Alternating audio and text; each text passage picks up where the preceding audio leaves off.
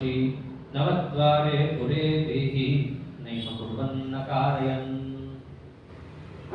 ವಶಿ ಇಂದ್ರಿಯಗಳನ್ನು ವಶದಲ್ಲಿಟ್ಟುಕೊಂಡಂತಹ ವ್ಯಕ್ತಿ ಹೇಗೆ ಕರ್ತೃತ್ವವನ್ನು ಪರಮಾತ್ಮನಲ್ಲಿರುವುದು ಅಂತ ತಿಳಿದು ಕರ್ಮವನ್ನು ಮಾಡುತ್ತಾನೋ ಹಾಗೆ ಸರ್ವಕರ್ಮಾಣಿ ಮನಸಾ ಸನ್ಯಸ್ಯ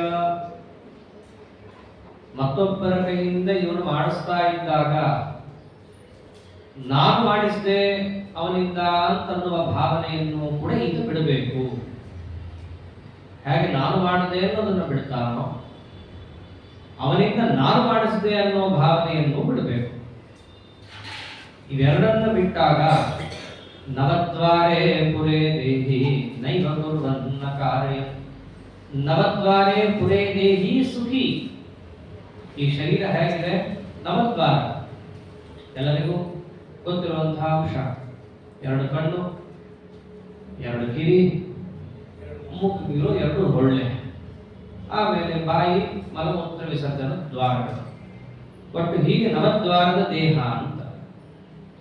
ಯಾರು ಕರ್ಮವನ್ನು ಮಾಡುತ್ತಾ ಮತ್ತೊಬ್ಬರ ಕೈಯಲ್ಲಿ ಮಾಡಿಸ್ತಾ ಇದ್ದಾಗಲೂ ಕರ್ತೃತ್ವ ಕಾರ್ಯಕರ್ತೃತ್ವಗಳು ನಮ್ಮಲ್ಲಿಲ್ಲ, ಅದು ಪರಮಾತ್ಮನದು ಅಂತ ಹೇಳಿ ಯಾರು ಚಿಂತನೆ ಮಾಡ್ತಾರೋ ಅದು ಯಾವತ್ತೋ ಒಂದಿನ ಅಲ್ಲ, ನಿಯತವಾಗಿ ಚಿಂತನೆಯನ್ನ ಯಾರು ಮಾಡುತ್ತಾರೋ ಈ ದೇಹದಲ್ಲಿದ್ದಾಗಲೇ ಅವರು ಸುಖವಾಗಿರ್ತಾರೆ. ಆದ್ದರಿಂದ ಕರ್ತೃತ್ವ ಕಾರ್ಯಕರ್ತೃತ್ವ, ಅದನ್ನೇ ರಾಯರು ಕೂಡ ಪ್ರಾತಃ ಸಂಕಲ್ಪ ಗದ್ಯದಲ್ಲಿ ಹೇಳಿದ್ದು ಕರ್ತೃತ್ವ ಕಾರ್ಯಕರ್ತೃತ್ವ ಅನುಸಂಧಾನ ಪೂರ್ವಕಂ ಕಾರ್ಯವಿಷಯ ಅಂತ. ಕರ್ತೃತ್ವ ಕಾರ್ಯಕರ್ತೃತ್ವ ಎಲ್ಲವೂ ನಿನ್ನದು ಸ್ವಾಮಿ ಅಂತ ತಿಳಿದು ನಾವು ಬೆಳಗಿನ ಜಾವ ಎಂದು ಸಂಕಲ್ಪಿಸಬೇಕು ಅಂತ ತಿಳಿಸಿಕೊಡ್ತಾರೆ. ಪ್ರಧಾನವಾದ ಪ್ರಶ್ನೆ ಕರ್ತೃತ್ವ ದೇವರಲ್ಲಿದೆ ಅಂತ ತಿಳಿದು ಮಾಡಬೇಕು ಅನ್ನೋದನ್ನು ಗೀತೆಯಲ್ಲಿ ಹೇಳಿದ್ದಾರೆ. ವಿಷಯ ಹೀಗೆ ಬರುತ್ತೆ. ಜಗಜ್ಜನ್ಮಾದಿ ಕರ್ತೃತ್ವವನ್ನು ಪರಮಾತ್ಮನಲ್ಲಿ ನಾವು ಕೇಳ್ತಾನೆ ಬಂದಿದ್ದೇವೆ. ಜನ್ಮಾದ್ಯಸ್ಯ ಯತಃ ಮುಂತಾದ ಸೂತ್ರಗಳಲ್ಲಾಗಲಿ ಅಥವಾ ಭಾಗವತದ ಜನ್ಮಾದ್ಯಸ್ಯ ಯತೋನ್ಮಯ ನಿತರತಃ ಅನ್ನುವ ಪುರಾಣಗಳಲ್ಲಾಗಲಿ ಯಥೋವಾ ಉಮಾನಿ ಭೂತಾನಿ ಜಾಯಂತೆ ಅನ್ನುವ ಉಪನಿಷತ್ತುಗಳೇ ಆಗಲಿ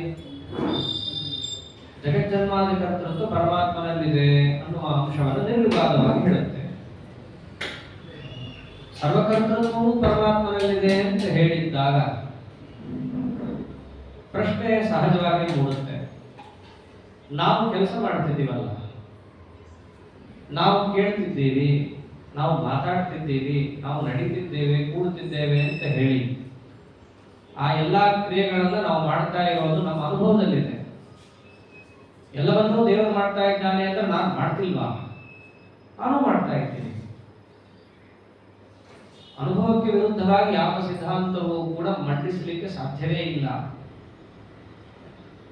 ಜೀವನದಲ್ಲಿ ಕರ್ತೃತ್ವನೇ ಇಲ್ಲ ಅಂತ ಅನ್ನಕ್ಕೆ ಬರಲ್ಲ. ಮೊದಲನೇ ಬಾಧಕವೇ ಪ್ರತ್ಯಕ್ಷ. ಮತ್ತೊಂದು, ವೇದಶಾಸ್ತ್ರಗಳೆಲ್ಲವೂ ಕೂಡ ಯಾವ ಕರ್ಮಾನುಷ್ಠಾನವನ್ನು ಮಾಡು ಅಂತ ಹೇಳುತ್ತೋ, ಸಂಧ್ಯಾವಂದನೆ ಮಾಡು ಅಂತೇವೆ, ವೈಶ್ವದೇವವನ್ನು ಮಾಡು ಅಂತ ಹೇಳುತ್ತೆ, ತೀರ್ಥಯಾತ್ರೆಯನ್ನು ಮಾಡು ಅಂತ ಹೇಳುತ್ತೆ. ಕರ್ತೃತ್ವ ಎಲ್ಲ ಪರಮಾತ್ಮನದ್ದೇ ಆಗದೆ ಇವೆಲ್ಲ ಉಪದೇಶ ಯಾರಿಗೋಸ್ಕರ ಮಾಡಿದ್ದು? ಸಂಧ್ಯಾವಂದನೆ ದೇವರು ಮಾಡ್ತಾನ? ದೇವರು ಮಾಡಿದ್ರು ಆ ಸಂಧ್ಯಾವಂದನೆಯಿಂದ ಏನು ಫಲವನ್ನು ಹೇಳಿದ್ದಾರೋ ಆ ಫಲವನ್ನು ದೇವರು ಪಡೀತಾನ? ಮಾಡದೇ ಇದ್ರೆ ಪಾಪ ಹೇಳಿದ್ದಾರೆ, ಆ ಪಾಪ ದೇವರಿಗೆ ಬರುತ್ತಾ ಮಾಡಲಿಲ್ಲ ಅಂತಂದ್ರೆ? ಇವೆಲ್ಲವನ್ನು ಉತ್ಪಾದನೆ ಮಾಡಬೇಕಾದರೆ ವೇದಶಾಸ್ತ್ರಗಳಲ್ಲಿ ಹೇಳಿದ ವಿಧಿ ನಿಷೇಧವನ್ನು ಮೂಡಿಸಲಿಕ್ಕಾದರೂ ಜೀವನಿಗೆ ಕರ್ತೃತ್ವವನ್ನು ಒಪ್ಪಬೇಕಾಗುತ್ತೆ. ದೇವರನ್ನ ಸರ್ವಕರ್ತ, ಜೀವನೂ ಕೂಡ ಕರ್ತ, ಎರಡೂ ಕೂಡ ಪ್ರಮಾಣದಿಂದ ಒಪ್ಪಲೇಬೇಕಾದ ಅನಿವಾರ್ಯತೆ ಇದೆ. ಹಾಗಿದ್ದಾಗ ಜೀವನನ್ನ ಕರ್ತ ಅಂತ ಹೇಳಿ ಬರ್ತಿದ್ದಾಗ ದೇವರೇನಂದ? ನೈವ ಕಿಂಚಿತ್ ಕರೋಮೀತಿ. ನಾನು ಮಾಡ್ತಾ ಇಲ್ಲ, ನಾನು ಕರ್ತೃವಲ್ಲ ಅಂತ ತಿಳಿದು ಯಾರು ಮಾಡ್ತಾನೋ ಅವನು ಕರ್ಮಯೋಗವನ್ನು ಮಾಡಿದಂತೆ ಅಂತ ಹೇಳಿದ್ದು ಹೇಗೆ ಸರಿ ಎನ್ನುವ ಸ್ಥೂಲವಾದ ಪ್ರಶ್ನೆ ಬರುತ್ತೆ. ಅದಕ್ಕೆ ಉತ್ತರವಾಗಿ ಕೃಷ್ಣ ಪರಮಾತ್ಮನೇ ಕೊಡ್ತಾನೆ. ಹೌದು, ಇಬ್ಬರಲ್ಲೂ ಕರ್ತೃತ್ವ ಇದೆ, ಪರಮಾತ್ಮನಲ್ಲೂ ಇದೆ, ಜೀವನಲ್ಲೂ ಇದೆ. ಆದ್ರೆ ವ್ಯತ್ಯಾಸ ಎಷ್ಟಿದೆ. ನ ಕರ್ತೃತ್ವಂ ನ ಕರ್ಮಾಣಿ ಲೋಕಸ್ಯ ಸೃಜತಿ ಪ್ರಭು ನ ಕರ್ಮ ಫಲ ಸಂಯೋಗಂ ಸ್ವಭಾವಸ್ತು ಪ್ರವರ್ತತೆ. ಒಂದರ್ಥದಲ್ಲಿ ಪ್ರಭು ಅಂತಂದ್ರೆ ಸಮರ್ಥ. ಹೌದು, ಜೀವ ಜಡಕ್ಕಿಂತ ಸಮರ್ಥ. ಜಡಕ್ಕೇನು ಕೆಲಸ ಮಾಡಕ್ ಆಗಲ್ಲ. ಜೀವನಿಗೆ ಅಷ್ಟು ಕರ್ತೃತ್ವ ಇದೆ. ಆದರೆ ಲೋಕಸ್ಯ ಕರ್ತೃತ್ವಂ ನ ಸೃಜತಿ ಅಥವಾ ಲೋಕಸ್ಯ ಕರ್ಮಾಣಿ ನ ಸೃಜತಿ. ಜೀವ ಸ್ವತಂತ್ರವಾಗಿ ಮತ್ತೊಬ್ಬರಲ್ಲಿ ಕರ್ತೃತ್ವವನ್ನ ಇರಿಸಲು ಸಮರ್ಥನು ಆಗಲಾರ. ಮತ್ತೊಬ್ಬರನ್ನ ಸ್ವತಂತ್ರವಾಗಿ ಇವನಿಗೆ ಪ್ರೇರಣೆ ಮಾಡಲಿಕ್ಕೆ ಶಕ್ತಿ ಇಲ್ಲ. ಅಷ್ಟೇ ಅಲ್ಲ, ನ ಕರ್ಮಾಣಿ ಸೃಜತಿ, ಸ್ವತಂತ್ರವಾಗಿ ತಾನೂ ಕೂಡ ಏನನ್ನೂ ಮಾಡಲಾರ. ಕೆಲಸವನ್ನೇ ಸ್ವತಂತ್ರವಾಗಿ ಮಾಡಲಾರ ಅಂತಾದ ಮೇಲೆ ನ ಕರ್ಮ ಫಲ ಸಂಯೋಗಂ, ಕೆಲಸದಿಂದ ಬರುವ ಫಲವನ್ನು ಅದರ ಸಂಬಂಧವನ್ನು ಕೂಡ ಸ್ವತಂತ್ರವಾಗಿ ಹೊಂದಲಾರ. ಇಲ್ಲಿ ಕೃಷ್ಣ ಪರಮಾತ್ಮ ಜೀವನಿಗೆ ಕರ್ತೃತ್ವ ಇಲ್ಲ ಅನ್ನುವ ಮಾತಿಗೆ ಅರ್ಥ ಇಷ್ಟು. ಜೀವನದಲ್ಲಿ ಕರ್ತೃತ್ವ ಇದೆಯಪ್ಪ, ಆದರೆ ಆ ಕರ್ತೃತ್ವ ನನ್ನ ಅಧೀನವಾದದ್ದು. ಸ್ವತಂತ್ರವಾಗಿ ಕರ್ತೃತ್ವ ಅವನಲ್ಲಿ ಇಲ್ಲ ಅನ್ನುವ ಅರ್ಥದಲ್ಲಿ ಅವನಲ್ಲಿ ಕರ್ತೃತ್ವ ಇಲ್ಲ ಅಂತಂದ್ರೆ. ದೃಷ್ಟಾಂತಕ್ಕೆ ಹೇಳೋದಾದರೆ ಭಗವತ್ಪಾದರೆ ತಾತ್ಪರ್ಯದಲ್ಲಿ ಕೊಡ್ತಾರೆ. ಒಬ್ಬ ಅಪ್ಪ ತನಗೆ ನಮಸ್ಕಾರ ಮಾಡೋದಕ್ಕೆ ಮಗನನ್ನ ಬಗ್ಗಿಸಿ ಅವನ ಮೇಲೆ ನಮಸ್ಕಾರ ಮಾಡಿಸ್ಕೊತಾನೆ. ಜನ ಏನಂತಾರೆ, ಅವನಲ್ಲರಿ ಮಾಡಿದ್ದು, ಅವರ ಅಪ್ಪ ಮಾಡಿಸ್ಕೊಂಡ ತನಗೆ. ಇದು ಕರ್ತೃತ್ವದಲ್ಲಿ ಕೊಡುವ ಸಾಮ್ಯ ದೃಷ್ಟಾಂತಕ್ಕೆ ಕೊಡುತ್ತಿದೆ. ದೇವರು ಹೇಗೆ ನಮ್ಮ ಕೈಯಲ್ಲಿ ಕೆಲಸ ಮಾಡಿಸ್ಕೊತಾನೆ ಅಂತ. ತಾನೇ ಬಿಂಬರೂಪಿಯಾಗಿ ಒಳಗಿದ್ದು ಈ ಬಿಂಬ ಪ್ರತಿಬಿಂಬ ಭಾವವನ್ನು ಮರಿಬಾರದು. ಮೊದಲಿಂದ ಹೇಳ್ಕೊಂಡು ಬಂದಿರೋ ಅದಕ್ಕೆ ಎರಡನೇ ಅಧ್ಯಾಯದಲ್ಲಿ ಬಿಂಬ ಪ್ರತಿಬಿಂಬ ಭಾವವನ್ನು ಹೇಳಿ ಇವಾಗ ಕರ್ತೃತ್ವವಾಗಿ ವಿಚಾರವನ್ನು ಹೇಳ್ತಾ ಇರೋದು ಪರಸ್ಪರ ಸಂಗತ ಇದೆ.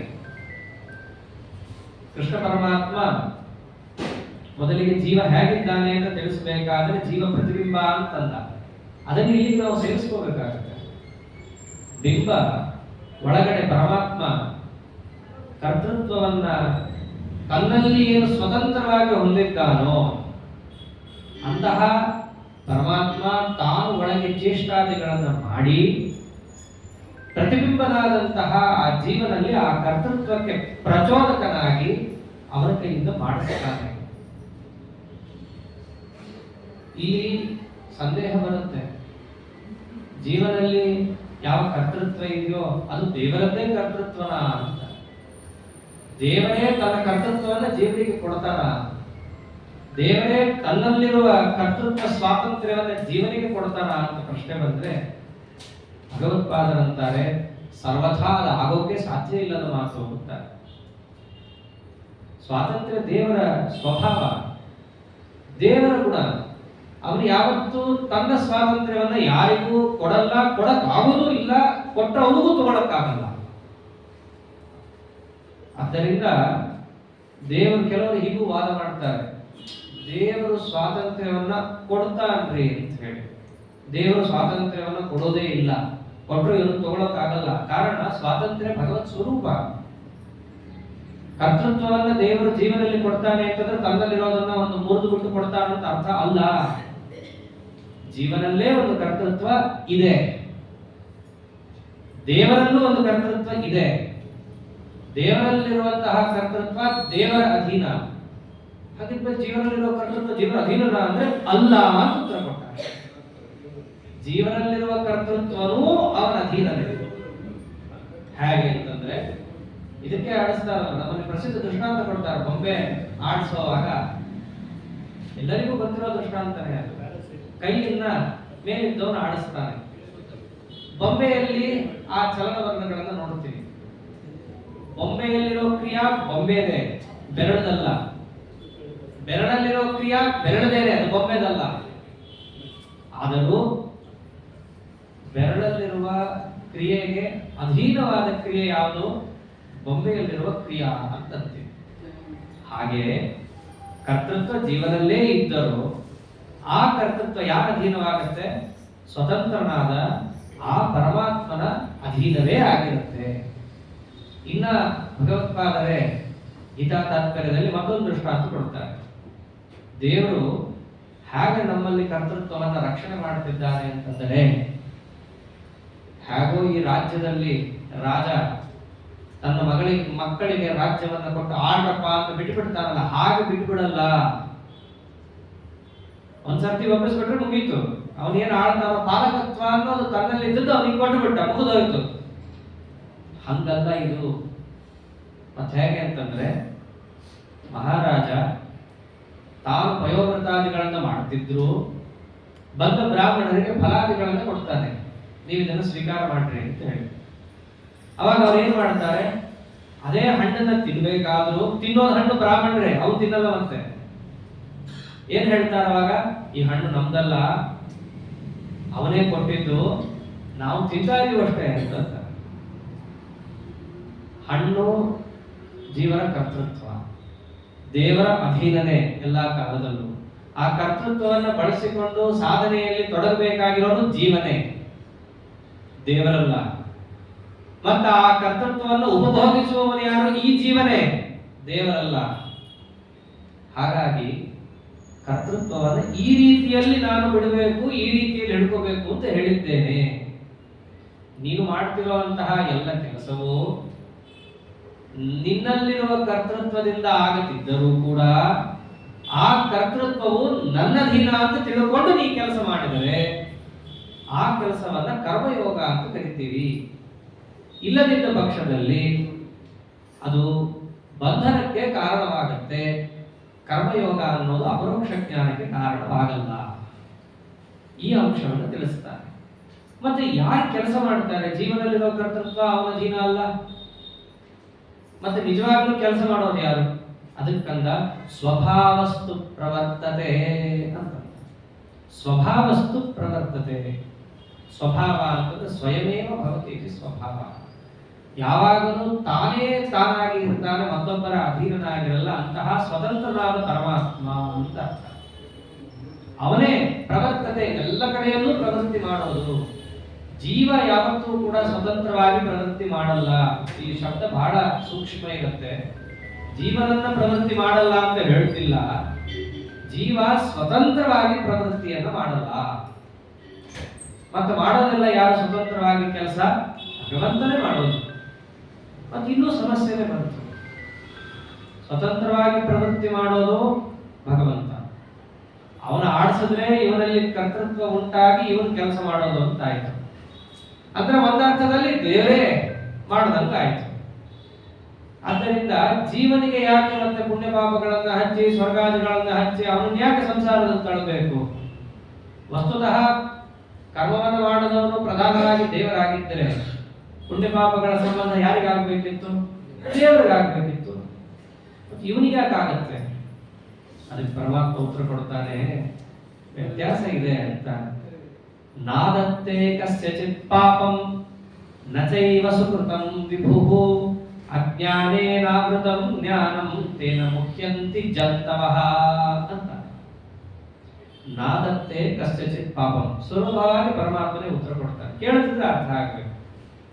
ವಿಭುಃ, ಸಮರ್ಥನಾದ ಸ್ವತಂತ್ರನಾದ ಪರಮಾತ್ಮ. ಆ ಸ್ವತಂತ್ರನಾದ ಅನ್ನೋದೇ ಇಲ್ಲಿ ಕಾರಣ. ಸ್ವತಂತ್ರನಾದ್ದರಿಂದಲೇನೆ ತಾನು ಕೆಲಸವನ್ನ ಮಾಡಿಸಿದರೂ ನಾದತ್ತೆ ಕಸ್ಯಚಿತ್ ಪಾಪಂ, ಆ ಜೀವ ಕರ್ತೃತ್ವವನ್ನು ಬಳಸಿಕೊಂಡು ಮಾಡಿದ ಕೆಟ್ಟ ಕೆಲಸದಿಂದ ಯಾವ ಪಾಪವನ್ನು ಅವನು ಹೊಂದಬೇಕು ಅದನ್ನ ಇವನು ಹೊಂದಲ್ಲ. ತಥೈವ ಸುಕೃತಂ, ಅವನೇನಾದರೂ ಸತ್ಕರ್ಮಾನುಷ್ಠಾನ ಮಾಡಿದರೆ ಅದರಿಂದ ಬರುವಂತಹ ಪುಣ್ಯವನ್ನ ಜೀವ ಹೊಂದುತ್ತಾನೆ ಹೊರತು ಇವನು ಹೊಂದಲ್ಲ. ಯಾಕೆ? ಇದಕ್ಕೆ ಹಿಂದೆ ಪರಮಾತ್ಮ ಕಾರಣ ಕೊಟ್ಟಾಗಿದೆ. ಪುಣ್ಯ ಪಾಪಗಳ ಸಂಬಂಧ ಯಾವಾಗ ಆಗುತ್ತೆ? ವಿಧಿ ನಿಷೇಧಕ್ಕೆ ಯಾರು ಬದ್ಧನೋ ಮತ್ತು ಕರ್ಮ ಫಲದಲ್ಲಿ ಯಾರಿಗೆ ಈಪ್ಸ ಅಪೇಕ್ಷೆ ಇದೆಯೋ ಅವನಿಗೆ ಅದು ಹತ್ತುತ್ತೆ. ದೇವರಿಗೆ ವಿಧಿನೂ ಇಲ್ಲ, ನಿಷೇಧನೂ ಇಲ್ಲ, ಸ್ವತಂತ್ರ. ಆಮೇಲೆ ಅವನಿಗೆ ಯಾವ ಕರ್ಮ ಫಲದಲ್ಲೂ ಕೂಡ ಅಪೇಕ್ಷೆ ಇಲ್ಲ. ಹಾಗಾಗಿ ನನಗೆ ವಿಧಿ ನಿಷೇಧಗಳಿಲ್ಲ ಮತ್ತು ಯಾವ ಕರ್ಮಫಲದಲ್ಲೂ ಅಪೇಕ್ಷೆ ಇಲ್ಲವಾದ್ದರಿಂದ ನಾನು ಪ್ರವೃತ್ತಿಯನ್ನ ಮಾಡಿಸಿದರೂ ಕೂಡ ನನಗದರ ಸಂಬಂಧ ಹತ್ತಲ್ಲ. ಈ ಜೀವನದಲ್ಲಿ ಕರ್ತೃತ್ವ ಇದೆಯಲ್ಲ, ಅವನಿಗೇನಿದೆ? ವಿಧಿ ನಿಷೇಧ ಇದೆ. ಅವನಿಗೆ ಶರೀರಾದಿಗಳು ಬಂದ್ರೆ ಅವನು ಹೀಗೆ ನಡ್ಕೋಬೇಕು ಅಂತ ಇದೆ. ಅವನು ಹಾಗೆ ನಡ್ಕೊಂಡು ಒಂದು ವೇಳೆ ಮಾಡ್ದ ಅಂತಂದ್ರೆ ಅದರಲ್ಲೂ ಕರ್ಮಾದಿ ಫಲಗಳ ಸಂಬಂಧವನ್ನು ಹಂಚ್ಕೊಂಡು ಮಾಡ್ದ ಅಂದ್ರೆ ಮುಗಿದೇ ಹೋಯಿತು, ಅವನಿಗೆ ಅದರ ಸಂಬಂಧ ಹತ್ತತ್ತೆ. ಆದ್ದರಿಂದ ಕರ್ಮ ಫಲದ ಸಂಬಂಧ ಹತ್ತಬೇಕಾದ್ರೆ ಎರಡು ಅಂಶ ಪ್ರಮುಖ. ವಾದಿರಾಜ ಗುರು ಸಾರ್ವಭೌಮರು ಗುರುವಂತ ದೀಪಿಕಾದಲ್ಲಿ ಇದನ್ನೇ ಸ್ಪಷ್ಟಪಡಿಸ್ತಾರೆ ನಮಗೆ.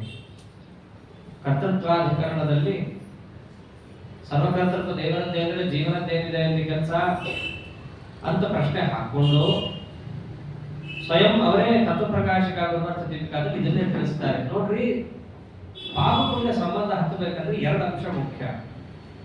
ಒಂದು, ವಿಧಿ ನಿಷೇಧಕ್ಕೆ ಬದ್ಧರಾಗಿರೋದು ಅಥವಾ ಬದ್ಧರಾಗಿರೋದೇ ಸಂಬಂಧ ಹತ್ತಕ್ಕೆ ಕಾರಣ. ಬದ್ಧ ಅಂದ್ರೆ ಸಂಸಾರದಿಂದ ಬದ್ಧ. ಇನ್ನೊಂದು, ಫಲದ ಅಪೇಕ್ಷೆಯಿಂದ ಕರ್ಮ ಮಾಡಿದಾಗ ಬದ್ಧರಾಗ್ತಾರೆ.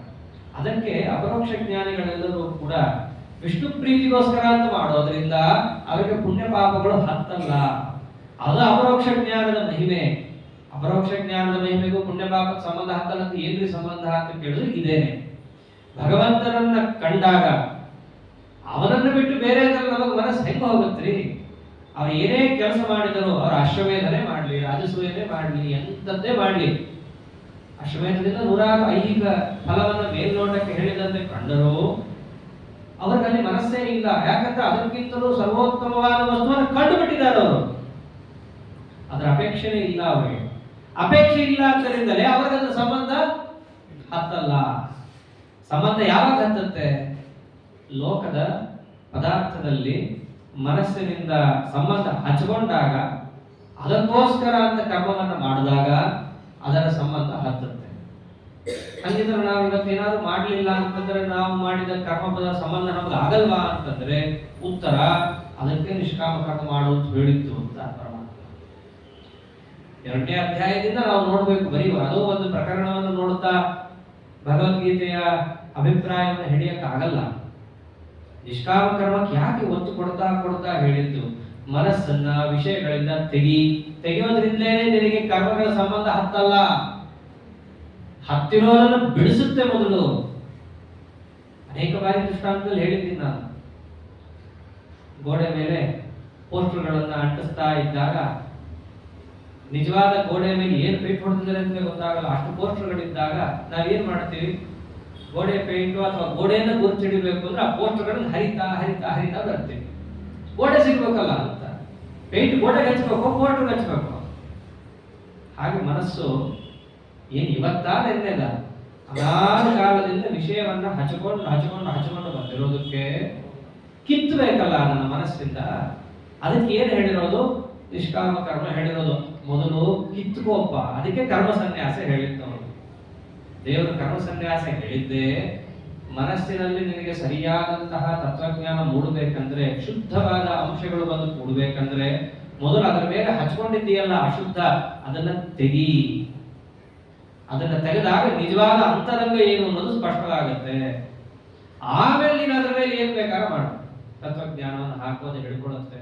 ಹಿಡ್ಕೊಂಡಿದ್ದು ನಿನಗೆ ತಾರಕ ಆಗತ್ತೆ. ಆದ್ದರಿಂದ ಪುಣ್ಯ ಪಾಪಗಳನ್ನ ನೀನು ಹಚ್ಕೊಳ್ಳೋದು ಯಾವಾಗ? ಪದಾರ್ಥಗಳ ಮೇಲೆ ಅಪೇಕ್ಷೆ ಇಟ್ಟು ಕೆಲಸ ಮಾಡಿದಾಗ. ಅದನ್ನೇ ನೀನು ಬಿಟ್ಟೆ ಅಂತಾದ ಪಕ್ಷದಲ್ಲಿ ಅದು ನಿನಗೆ ಹತ್ತಲ್ಲ. ಯಾರಿಗೆ ಕಂಡಿದೆ? ಅಪರೋಕ್ಷ ಜ್ಞಾನಿಗಳಲ್ಲಿ ಕಂಡಿದೆ. ಇದು ಅವ್ರು ಮಾಡೋದೇ ಇಲ್ಲ. ಲೌಕಿಕ ಪದಾರ್ಥಕ್ಕೋಸ್ಕರ ಪ್ರವೃತ್ತಿನೇ ಮಾಡಲ್ಲ. ಮಾಡಲು ದೊಡ್ಡ ಕಥೆ ಮಾಡಿಟ್ಬಿಟ್ಟಿದ್ದಾನೆ ಪರಮಾತ್ಮ. ಅವೆಲ್ಲ ಯಾಕೆ ಮಾಡಿದ್ದಾನೆ? ಈಗ ಮಾಡಬೇಡ್ರಿ ಅಂತ ತೋರ್ಸಕ್ ಮಾಡಿದ್ದಾನೆ. ಸೌಭರಿಗಳು ಮಾಡಿದ್ದು ಕಡೆಗೆ ಅದನ್ನೇ ದೊಡ್ಡ ಕಥೆ ಮಾಡಿಟ್ಟ ಪರಮಾತ್ಮ. ಯಾಕೆ ಅವೆಲ್ಲ ಮಾಡಿದ್ದು? ಅಪರೋಕ್ಷ ಜ್ಞಾನಿ ಏನು ಕೇಳಿದ್ರು ನಾನು ಕೊಟ್ಬಿಡ್ತೀನಿ ಹಂಗಂತ ಹೇಳಿ ಅವ್ರು ಕೇಳಿ ಕೂತ್ರೆ ನೋಡ್ರಿ ಸೌಭರಿಗಳ ತರ ಆಗತ್ತೆ. ಅದಕ್ಕೋಸ್ಕರ ಏನು ಮಾರಲ್ ಸ್ಟೋರಿ ಏನು ಕಡೆಗೆ ವಿಷಯಗಳ ಕಡೆ ಮನಸ್ಸನ್ನ ಹಾಕಿ ಪುನಃ ಪುನಃ ಸಂಸಾರದಲ್ಲೇ ಬೀಳುವಂತಹ ಕೆಲಸ ಮಾಡ್ಕೋಬೇಡ್ರಿ. ಪರಮಾತ್ಮನಿಗೆ ಅದು ಯಾವ ಕಾಲದಲ್ಲೂ ಇಲ್ಲ. ಆದ್ದರಿಂದಾಗಿ ಜೀವನಿಗೆ ಪ್ರವೃತ್ತಿ ಮಾಡಿಸಿದರೂ ಕೂಡ ಅವನಿಗೆ ಯಾವುದೇ ರೀತಿಯಾದ ಪುಣ್ಯ ಪಾಪಗಳ ಸಂಬಂಧ ಇಲ್ಲ. ಭಗವದ್ಗೀತೆಯಲ್ಲಿ ಇಷ್ಟು ವಿಚಾರವನ್ನ ಹೇಳಿದ್ದಾನೆ. ಪ್ರಕೃತಕ್ಕೆ ಇಷ್ಟೇ ಸಂಗತ. ಇದ್ರ ಮೇಲೆ ನಾನಾ ತರಹದ ಪ್ರಶ್ನೆಗಳು ಬರುತ್ತೆ. ಅದಕ್ಕೆ ಉತ್ತರವನ್ನು ಗ್ರಂಥಾಂತರದಲ್ಲಿ ಕೊಟ್ಟಿದ್ದಾರೆ. ಹಾಗಿದ್ರೆ ದೇವರು ಈ ಕೆಲಸ ಇವನಿಗೆ ಈಗಲೇ ಹೀಗೆ ಯಾಕೆ ಮಾಡಿಸ್ದ? ನಾವು ತಪ್ಪು ಕೆಲಸವನ್ನು ಮಾಡಿ ನಾವ್ಯಾಕೆ ದೇವರು ಮಾಡಿಸ್ತಾರೆ ಅಂತ ಅನ್ಬಾರ್ದು. ಇವೆಲ್ಲ ಪ್ರಶ್ನೆಗಳು ಲೌಕಿಕರಿಗೆ ಏನೇನು ಬರುತ್ತೋ ಅದಕ್ಕೆಲ್ಲವನ್ನ ಭಾಷ್ಯಕಾರರು ಬಹಳ ಚೆನ್ನಾಗಿ ಕೊಟ್ಟಿದ್ದಾರೆ ಉತ್ತರ. ಭಗವದ್ಗೀತೆಯಲ್ಲಿ ಅವೆಲ್ಲ ತಗೊಳ್ಳಿಲ್ಲ.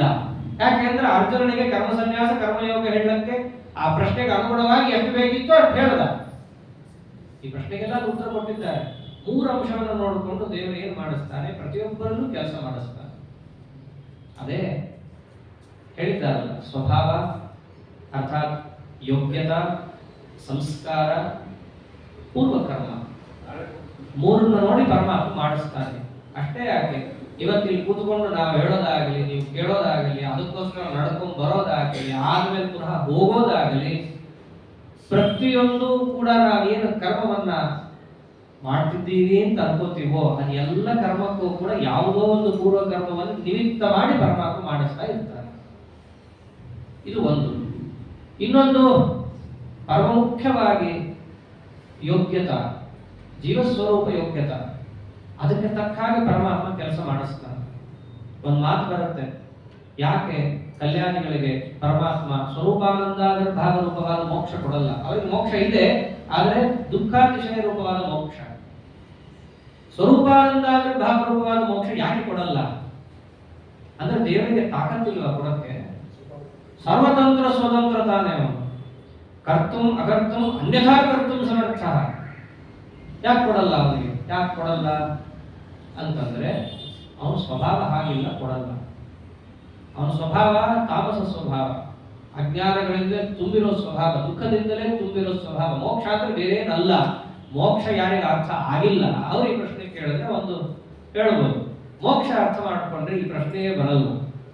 ಮೋಕ್ಷ ಅಂತಂದ್ರೆ ಅದೇನೋ ಒಂದು ಲೋಕದಲ್ಲಿ ದೇವರನ್ನ ಒಗೆದು ಅವನಿಗೆ ಬೇಕಾಗಿರೋ ಸಾಧನ ಸಂಪತ್ತು 72 ಜನರನ್ನು ಕೊಡೋದು ಮೋಕ್ಷ ಅಲ್ಲ. ಅವನ ಸ್ವರೂಪವೇ ಆದಂತಹ ಆನಂದ ಜ್ಞಾನಾದಿಗಳು ಗುಣಗಳೇನಿದ್ದಾವೋ ಅದನ್ನ ಅಭಿವ್ಯಕ್ತ ಮಾಡ್ತಾನಷ್ಟೇ. ಇದ್ದದ್ದು ತೋರಿಸ್ತಾನೆ, ಇಲ್ಲದನ್ನು ಯಾವತ್ತೂ ಪರಮಾತ್ಮ ಮಾಡಲ್ಲ. ಕಲಿಗೆ ಮೋಕ್ಷ ಕೊಟ್ಟರೆ ಏನಾಗುತ್ತೆ? ಕಲಿ ಒಳಗೆ ಏನಿರುತ್ತೋ ಅದನ್ನು ಅಭಿವ್ಯಕ್ತ ಮಾಡಬೇಕು. ಅಭಿವ್ಯಕ್ತ ಮಾಡಿದಾಗ ಏನ್ ಬಂತು? ಅದೇ ಹೇಳಿದ್ದಾರೆ ವಾಯಸ್ಸಲ್ಲಿ, ಕ್ಷಾಮ ವೃಕ್ಷ ರಕ್ಷೋ ರಜಕರಣಕ ರಕ್ಷೋಣ ವಿಕ್ಷೋ ಪಿತಾಕ್ಷಾನ್ ಆಪಜ್ಞಾನ ಅಂಧಕೂಪೇ ಹೇಳಿದ್ದಾರಲ್ಲಿ. ಅವರಿಗೆ ಅದೇ ಗತಿ ಅಲ್ಲ. ಮತ್ತೆ ಅದನ್ನೂ ಬದಲಾಯಿಸಕ್ಕಾಗಲ್ಲ ದೇವರಿಗೆ. ಆ ಪ್ರಶ್ನೆ ಹಾಕೊಂಡ್ಬಿಟ್ಟಿದ್ದಾರೆ. ನಮಗೆ ಹೊಡೆಯದಂತಹ ಅಂಶಗಳನ್ನ ಹಿಂದಿನವರು ತಗೊಂಡು ಉತ್ತರ ಕೊಟ್ಬಿಟ್ಟಿದ್ದಾರೆ. ಅವರು ಹೊಡೆದೇ ಇರೋದನ್ನ ನಾವೇನು ಕೇಳೋಷ್ಟಿಲ್ಲ. ಅದನ್ನು ಬದಲಾಯಿಸಕ್ಕಾಗಲ್ವಾ? ಅಲ್ಲಿ ಪರಮಾತ್ಮ ಬಹಳ ಚೆನ್ನಾಗಿಟ್ಟಿದ್ದಾನೆ ವ್ಯವಸ್ಥೆ. ಸರಿ, ಬದಲಾಯಿಸಿದ್ರೆ ಏನ್ ಬದಲಾಯಿಸಬೇಕು? ಜೀವ ಸ್ವಭಾವ ಅಂದ್ರೆ ಏನಿದೆ? ಬಹಳ ಚೆನ್ನಾಗಿ ಹೇಳ್ತಾರೆ ಅವೆಲ್ಲ. ಜ್ಞಾನ, ಇಚ್ಛಾ, ಕೃತಿ, ಇವು 3 ಸೇರಿದ್ರೆ ಒಬ್ಬ ಜೀವ. ಎಷ್ಟು ಚೆನ್ನಾಗಿ ಪರ್ಮುಟೇಷನ್ ಕಾಂಬಿನೇಷನ್ ಇಟ್ಟಿದ್ದಾನೆ ಅಂದ್ರೆ 100 ಜ್ಞಾನ, 100 ಇಚ್ಛಾ, 100 ಕೃತಿ ಒಬ್ಬಂದಾದರೆ 100 ಜ್ಞಾನ, 99 ಇಚ್ಛಾ, 99 ಕೃತಿ ಮತ್ತೊಬ್ಬಂದು. ಅದರಲ್ಲಿ ಏನಾದ್ರು ನೀವು ಏರುಪೇರು ಮಾಡಿದ್ರೆ ಇನ್ನೊಬ್ಬ ಜೀವ ಆಗೋಗ್ತಾನೆ. ಬದಲಾಯಿಸೋದಂದ್ರೆ ಅದೇ ತರ ಮಾಡೋದು. ಮತ್ತೆ ಇನ್ನೇನು ಬದಲಾಯಿಸೋದು? ಸ್ವಭಾವ ಬದಲಾಯಿಸೋದ್ರೆ ಏನೋ ಈ 3ರಲ್ಲಿ ಯಾವುದೋ ಒಂದು ಬದಲಾಯಿಸಬೇಕು. ಇನ್ನೊಬ್ಬ ಇದ್ದಾನೆ, ಇವನಿಗೋಸ್ಕರ ಅವನು ಬದಲಾಯಿಸಬೇಕು, ಅವನಿಗೋಸ್ಕರ ಇನ್ನೊಬ್ಬನ, ಅವನಿಗೋಸ್ಕರ ಇನ್ನೊಬ್ಬನ. ಒಂದು ತಂತುವನ್ನ ಅಲ್ಲಾಡಿಸಿದ್ರೆ ಇಡೀ ಜಗತ್ತು ಏನಾಗತ್ತೆ? ಬದಲಾಯಿಸಬೇಕಾಗುತ್ತೆ. ಪರಮಾತ್ಮ ಅದನ್ನೇ ಅಂತಾರೆ, ಕರ್ತುಂ ಸಮರ್ಥೋಪಿ, ಅದನ್ನೂ ಮಾಡಲು ಸಮರ್ಥನಾದರೂ ಮಾಡಲ್ಲ ದೇವರು ಅಂತ. ಯಾಕೆ? ಜೀವನ ನಿತ್ಯತ್ವವನ್ನ ರಕ್ಷಣೆ ಮಾಡ್ತೀನಿ ಅಂತ ಪಣ ಕೊಟ್ಟಿದ್ದಾನೆ. ಬದಲಾಯಿಸೋದು ಅಂದ್ರೆ ಏನ್ರಿ? ಅವನ ಸ್ವರೂಪದ ನಾಶ ಮಾಡೋದು ಅಂತ ಅರ್ಥ. 100 ಜ್ಞಾನ, 100 ಇಚ್ಛಾ, 100 ಕೃತಿ. ಬದಲಾಯಿಸು ಅಂದ್ರೆ ಏನೋ ಒಂದನ್ನು ಏರುಪೇರು ಮಾಡಬೇಕು. ಅದು ಏರುಪೇರು ಮಾಡೋದು ಅಂದ್ರೆ ಏನು? ಅವನ ಸ್ವರೂಪವನ್ನ ನಾಶ ಮಾಡಿದಂತೆ. ಅವನ ಸ್ವರೂಪ ನಾಶ ಆಗೋ ಹಾಗಿಲ್ಲ. ಯಾಕೆ? ಬಿಂಬನಾದ ತಾನು ನಿತ್ಯನಾದ್ದರಿಂದ ಪ್ರತಿಬಿಂಬನಾದ ಜೀವನ ಕೂಡ ನಿತ್ಯನೇ ಆಗಿರ್ತಾನೆ. ಆದ್ದರಿಂದಾಗಿ ಜೀವ ಸ್ವರೂಪವನ್ನು ಬದಲಾಯಿಸಕ್ಕಾಗಲ್ಲ. ಆ ಬದಲಾಯಿಸಲಾಗದ ಜೀವ ಸ್ವರೂಪಕ್ಕೆ ಹತ್ತಿದ ಅನಾದ್ಯ ವಿದ್ಯಾ ಕಾಮಕರ್ಮಾದಿಗಳನ್ನು ನಿಮಿತ್ತ ಮಾಡಿಕೊಂಡು ಆ ಪೂರ್ವ ಕರ್ಮಕ್ಕನುಸಾರವಾಗಿ ಅವನ ಸಂಸ್ಕಾರಕ್ಕನುಸಾರವಾಗಿ ಅವನ ಜೀವ ಸ್ವರೂಪಕ್ಕನುಸಾರವಾಗಿ ಅವನಿಗೆ ಪ್ರೇರಣೆಯನ್ನು ಮಾಡುತ್ತಾನೆ. ಆದ್ದರಿಂದಲೇ ಅವನಿಗೆ ವೈಷಮ್ಯ ನೈರ್ಗಣ್ಯಾದಿಗಳು ಕೂಡ ಇಲ್ಲ. ಏನ್ರಿ ಪ್ರಹ್ಲಾದನ ಭಕ್ತಿ ಹುಟ್ಟಿಸ್ಬಿಟ್ಟ, ಹಿರಣ್ಯಕಶಿಪು ಹುಟ್ಟಿಸ್ಬಿಟ್ಟಿದ್ರೆ ಬದುಕೊಳ್ತಿದ್ನಲ್ರಿ ಅಂತಂದ್ರೆ ಅಲ್ಲಿ ಯಾವ ತಾಮಸ ಜೀವ ಇದ್ನೋ ಅವನಿಗೆ ಯಾವ ರೀತಿಯಾದ ಸ್ವರೂಪ ಯೋಗ್ಯತಾ ಇದೆ, ಪೂರ್ವಕರ್ಮ ಇದೆ, ಅದಕ್ಕೆ ಪ್ರೇರಣೆ ಕೊಟ್ಟ ಅಷ್ಟೇ. ಎಲ್ಲರನ್ನೂ ಪರಮಾತ್ಮ ಕರ್ತೃತ್ವ ಪ್ರಚೋದಕನಾಗಿ ಸಮಾನವಾಗಿ ಇದ್ದಾನೆ. ಮುಖ್ಯ ಪ್ರಾಣದೇವರೇನೋ ಜಾಸ್ತಿ ಮಾಡ್ದ, ನಮಗ್ ಕಮ್ಮಿ ಮಾಡ್ದ, ಅದಕ್ಕೆ ನಮಗೆ ಅಷ್ಟು ಭಕ್ತಿ ಮಾಡಕ್ ಆಗ್ತಾ ಇಲ್ಲ. ಒಂದು ವೇಳೆ ನಮಗೆ ಅಷ್ಟೇ ಮಾಡ್ಬಿಟ್ಟಿದ್ರೆ ನಾವು ಆಗ್ತಿದ್ವಿ, ಹಾಗೆಲ್ಲೂ ಇಲ್ಲ. ಅವರ ಸ್ವರೂಪ ಯೋಗ್ಯತೆ ದೊಡ್ಡದಿದೆ, ಕರ್ತೃತ್ವಾದಿಗಳು ದೊಡ್ಡದಿದೆ.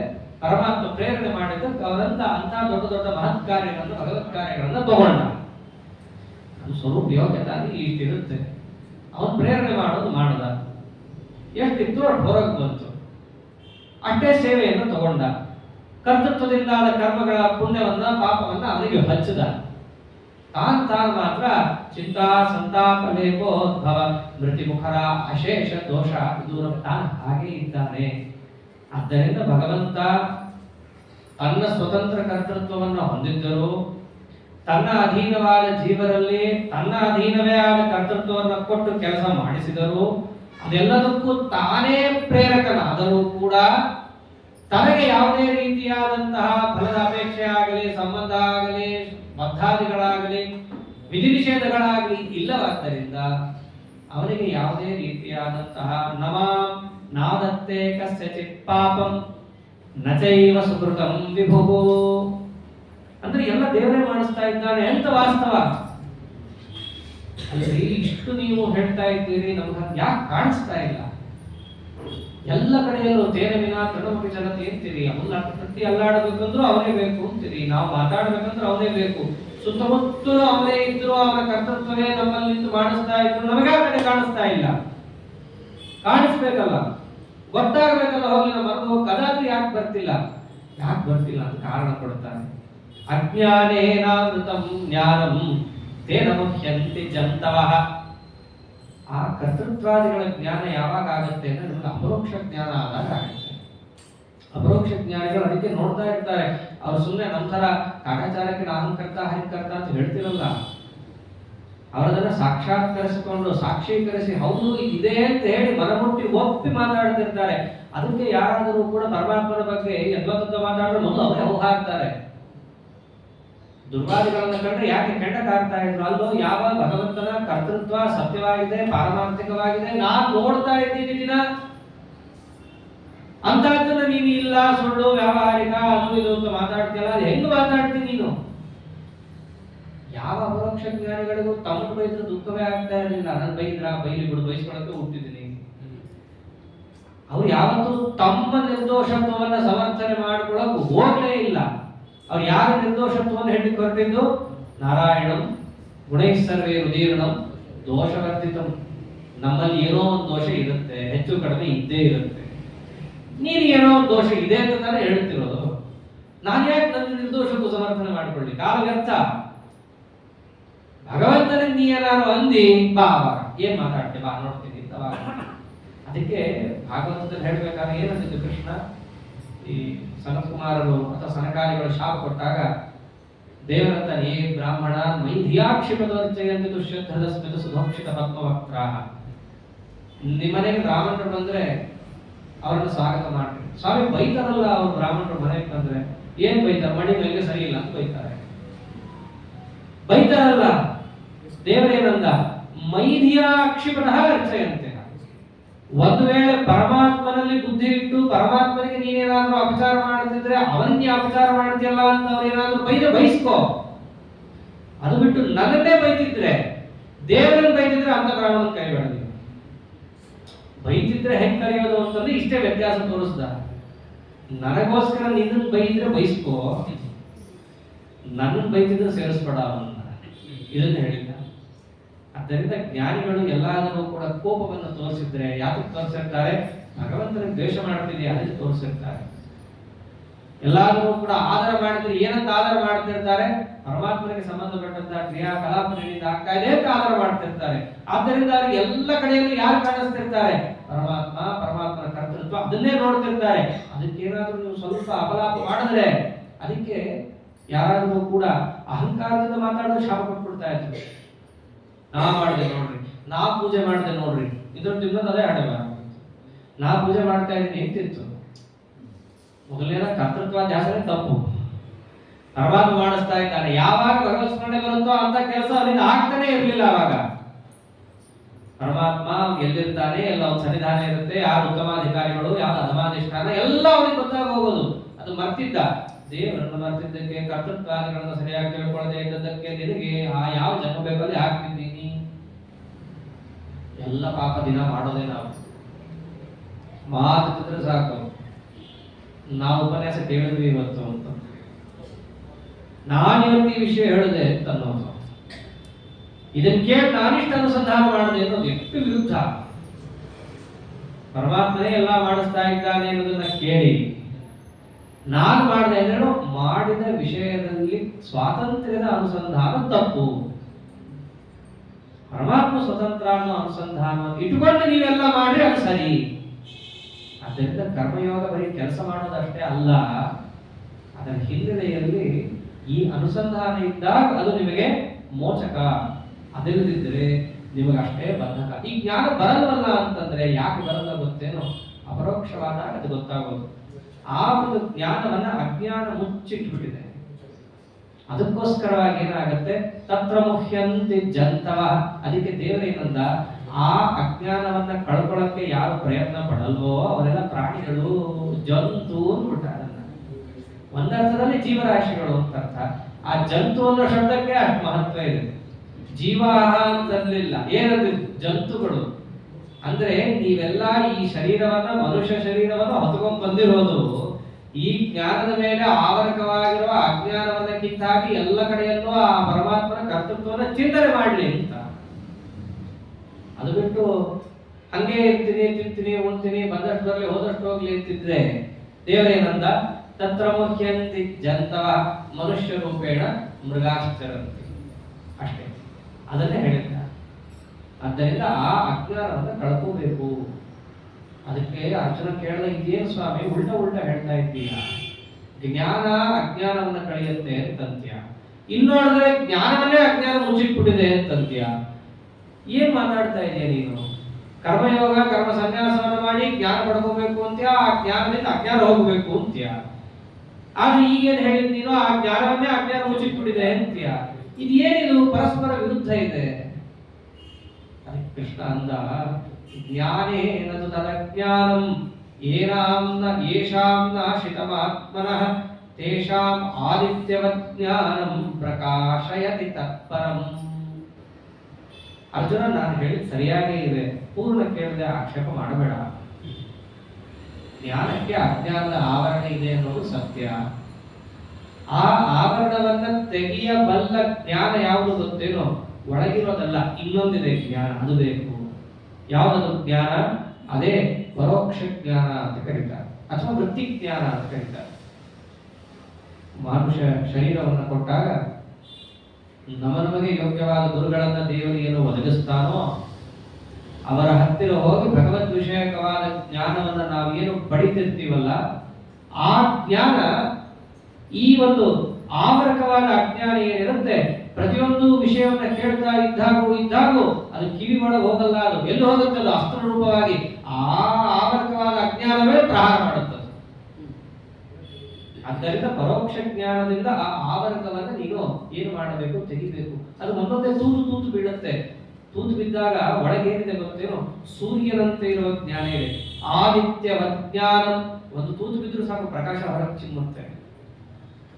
ಹಾಗೆ ಆ ಆವರಣವನ್ನ ನೀನು ತೆಗಿತಾ ಹೋದಾಗೂ ಆ ಪರಮಾತ್ಮನ ಒಂದೊಂದೇ ಅಂಶಗಳೇನಿದ್ದಾವೋ ಅದು ನಿನಗೆ ಪ್ರಕಾಶವಾಗುತ್ತೆ, ಗೋಚರವಾಗುತ್ತೆ.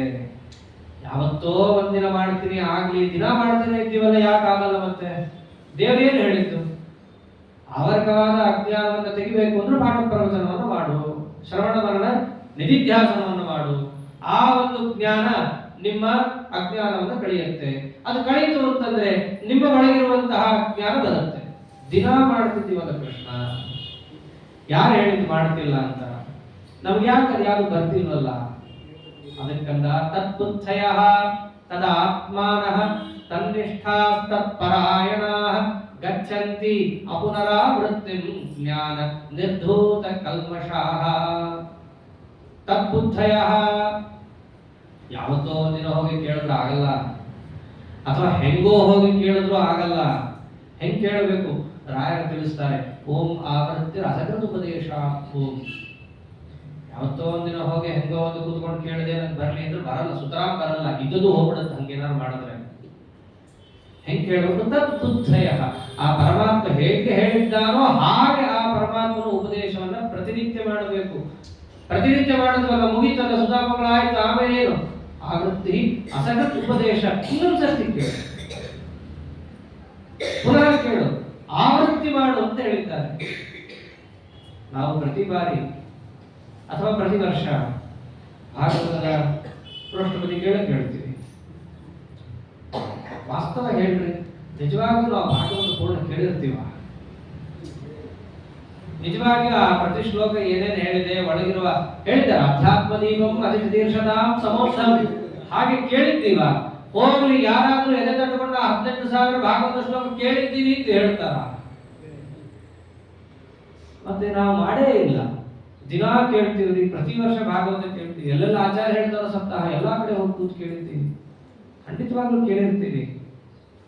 ಆದ್ರೆ ನಾವೇ ನಮಗೆ ಆತ್ಮಾವಲೋಕನ ಮಾಡಿಕೊಂಡಾಗ ನಿಜವಾಗಿಯೂ ನಾವು ಕೇಳಿದ್ದೇವಾ? ಸ್ವಲ್ಪ ವಿಚಾರ ಮಾಡಿ. ನಾವು ಭಾಗವತ ಕೇಳಿರ್ತೀವೋ, ಭಾಗವತದ ಅನುವಾದ ಕೇಳಿರ್ತೇವೋ? ಭಾಗವತ ಕೇಳೇ ಇರಲ್ಲ. ಭಾಗವತ ಕೇಳೋದು ಶಬ್ದಾರ್ಥ ಭಾಗವತದ ಶ್ಲೋಕ ಕಿವಿ ಮೇಲೆ ಹಾಕೊಂಡಿರ್ತೀವ ಅಂತ. ಆ ದೃಷ್ಟಿಯಿಂದ ಇಲ್ಲಿ ನಮಗೂ ಒಂದು ಹನುಮಂತ ದೇವರ ಸನ್ನಿಧಾನದಲ್ಲಿ ಒಂದು ಸತ್ಕಾಲ ಕ್ಷೇಪ, ಹನುಮಂತ ದೇವರ ಪ್ರೀತಿ ಆಗುತ್ತೆ ಅನ್ನೋದ್ರಿಂದ ಭಗವದ್ಗೀತೆ ಹೇಳೋದೊಂದು ನಡೆದಿದೆ. ಆದ್ದರಿಂದ ಒಂದು ಗ್ರಂಥ ನಮಗೆ ಕೊಟ್ಟಿರೋದು ಯಾವುದು? ಶ್ರೀಮದ್ ಭಾಗವತ. ಸದ್ಯೋ ಹೃದಯ ಪ್ರತಿ ಬಾರಿ ಪಾಪ ಆಚಾರ್ಯ ಕರೆಸ್ಬಿಡ್ತಾರೆ, ಇಂತಿಂದ ಇಂತಿಷ್ಟು ಟೈಮ್ ಅಂತ ಹೇಳ್ತಾರೆ. ಅವರು ಪಾಪ ಹಿಂಗೇನು ಮಾಡ್ತಾರೆ, ಅಷ್ಟರಲ್ಲೇ ಎಷ್ಟಾಗುತ್ತೋ ಅಷ್ಟು ಸಂಗ್ರಹ ಮಾಡಿ ಒಂದು ಎರಡಾದ್ರೂ ಭಾಗವತ ಶ್ಲೋಕವನ್ನು ಭಗವತ್ ಸೇವಾತ್ಮಕವಾಗಿ ಹೇಳೋದು ಕೇಳೋದು ನಡೆದಿದೆ. ಇಷ್ಟೇ ನಡೆದಿರೋದು. ಆದರೆ ಇಲ್ಲೇನು ಹೇಳ್ತಿದ್ದಾರೆ ಕೃಷ್ಣ? ಹಂಗೆ ಕೇಳೋದೆಲ್ಲ ಆಗಲ್ಲ, ಪ್ರಯೋಜನಕ್ಕೆ ಬರಲ್ಲ. ಹೆಂಗಿರ್ಬೇಕು? ತದ್ಬುದ್ಧಯ ತದಾತ್ಮಾನಃ.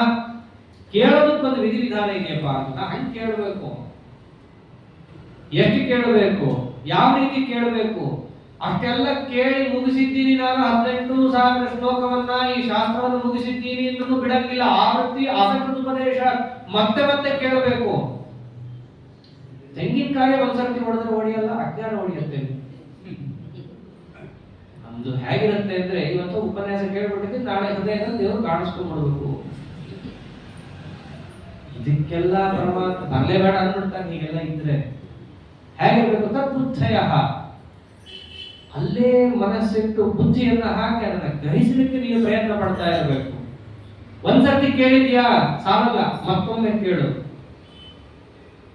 ಅಷ್ಟೇ ಅಲ್ಲ, ತದಾತ್ಮಾನಃ, ಅಷ್ಟೆಲ್ಲ ಕೇಳಿ ನಿನ್ಗೇನಿರ್ಬೇಕು? ಎಲ್ಲ ಭಾಗವತ ಕೇಳಿದ್ರೆ ಭಾಗವತದಲ್ಲಿ ಏನಿಲ್ಲ ಅನ್ಬಿಡೋದು. ಕೆಲವರು ಇರ್ತಾರೆ, ಭಾಗವತ ಅದ್ಯಾಕ್ರಿ ಅದ್ರಲ್ಲಿ ಏನಿಲ್ಲ,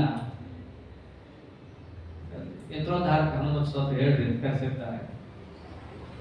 ನಮ್ಗೇನಿರಲ್ಲ, ಒಂದು ಆರಾಧನೆ ಕರೆಸಿರ್ತಾರೆ, ಸ್ವಲ್ಪ ನಾನು ಸರಿಯಾಗಾದ್ರೂ ಹೇಳೋಣ ಅಂತ ಮನಸ್ಸಿನಲ್ಲಿ ಬರುತ್ತೆ. ವ್ಯಾಸರಾಜರದ್ದು ಯಾವ್ದಾದ್ರು ಒಂದು ಗ್ರಂಥ ಯಂತ್ರೋದ್ಧಾರಕ ಸ್ತೋತ್ರ, ಅದರಲ್ಲಿ ಇದೆ ಆಚಾರ. ಇದು ತಪ್ಪು. ತದಾತ್ಮಾನಃ, ಯಾವ ಪರಮಾತ್ಮನಿಗೆ ಪ್ರಿಯವಾದ ಶಾಸ್ತ್ರಗಳಿದ್ದಾವೋ ಅದನ್ನೆಲ್ಲವನ್ನ ಇವನು ಓದಿ ಹೇಗಿರ್ಬೇಕು? ತದಾ ಅವನು ಸ್ವಾಮಿ, ಅವನಿಗೆ ಪ್ರತಿಪಾದನೆ ಮಾಡ್ತಾ ಇದೆ ಅನ್ನೋ ಭಾವನೆ ಇಟ್ಕೋಬೇಕು. ಎಲ್ಲ ವೇದಶಾಸ್ತ್ರಗಳು ಅದರಲ್ಲಿ ಏನಿದೆ ಅನ್ಕೊಡೋದು ಕಡೆಗೆ ಹಾಗಿರಬಾರದು. ತದಾತ್ಮಾನ, ಆ ಪರಮಾತ್ಮನ ಸ್ವಾಮಿ ಅಂತ ತಿಳಿಸಕ್ಕೆ ಎಲ್ಲ ಶಾಸ್ತ್ರಗಳು ಬಂದಿವೆ ಅನ್ನೋದನ್ನ ತಾನು ಮನಗಂಡಿರ್ಬೇಕು. ಮನಗಂಡಿರೋದಷ್ಟೇ ಅಲ್ಲ, ತನ್ನಿಷ್ಠಾ, ಅಲ್ಲಿ ಏನು ಹೇಳಿದ್ದಾರೋ ಅದರಲ್ಲಿ ನಿಷ್ಠೆಯನ್ನು ಹೊಂದಿರಬೇಕು.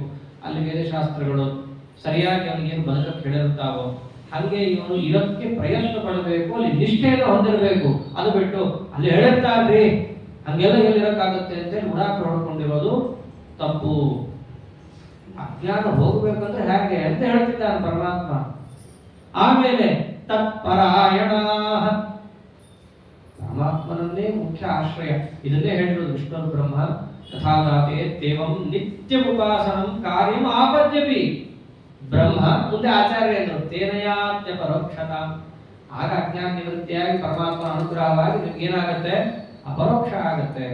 ದಿನಾ ಹೇಳುತ್ತೆ ಊಟ ಕೊಡೋಕ್ ಮುಂಚೆ ಮಾಡ್ತಿದೀವಾ? ಇಲ್ಲ. ನಮ್ಮಲ್ಲೇ ಉತ್ತರ ಅಧಿರಾಜರು ಕೂಡ ರುಕ್ಮಿಣೀಶ್ ವಿಜಯದಲ್ಲಿ ಅಂತಾರೆ, ದೇವರಿಗೇನು ನಿಮ್ಮನ್ನು ಒದ್ದಾಡಿಸ್ಬೇಕಂತಿಲ್ಲ, ಅವನಿಗೆ ನಿಮ್ಮ ಎದುರಿಗೆ ಬಂದು ಕುಣಿಬೇಕಂತಲೇ ಇದೆ. ನೀವು ಕಣ್ಣು ಮುಚ್ಕೊಂಡು ಕೂತ್ರೆ ಅವನು ಏನು ಮಾಡ್ತಾನೆ? ನೀನು ಕಣ್ಣು ತೆಗೆದು ನೋಡು. ದೇವರು ಇಷ್ಟು ಪ್ರಶ್ನೆ ನೀವು ಉತ್ತರ ಕಂಡು ಹಿಡ್ಕೊಂಡಿದ್ರೆ ಅವನೇ ನಿನ್ನ ಎದುರಿಗೆ ಬಂದ್ಬಿಡ್ತಾನೆ. ನೀನ್ ಹೀಗಿದೀಯಾ? ಇಲ್ಲಿ ತೋರಿಸಿದ್ದಾರಲ್ಲ, ತದ್ಬುದ್ಧಯ ತದ ಆತ್ಮಾನಸ್ತನ್ನಿಷ್ಠಾಸ್ತತ್ಪರಾಯಣ. ಹೀಗಿದೆಯಾ ನೀನು? ಈಗ ಆಗು, ತಕ್ಷಣದಲ್ಲಿ ನಿನ್ನ ಎದುರಿಗೆ ಬಂದ್ಬಿಡ್ತಾನೆ. ಬಂದು ಏನ್ ಮಾಡ್ತಾನೆ? ಗಚ್ಚಂತ್ಯ ಪುನರಾವೃತ್ತಿಂ. ನಿನ್ನ ಇಲ್ಲಿ ಇಳಿಸೋದೇ ಇಲ್ಲ, ತನ್ನ ಕರ್ಕೊಂಡು ಹೋಗ್ತಾನ. ವಾಪಸ್ಸು ತಪ್ಪಲ್ಲ, ಅಪುನರಾವೃತ್ತಿ ತಲುಪಿ ಇಟ್ಕೊಂಡ್ಬಿಡ್ತಾನೆ. ನಿನ್ನ ಯಾಕೆ ಇಟ್ಕೊಳ್ತಾನೆ? ಜ್ಞಾನ ನಿರ್ಧೂತ ಕಲ್ಮಷ.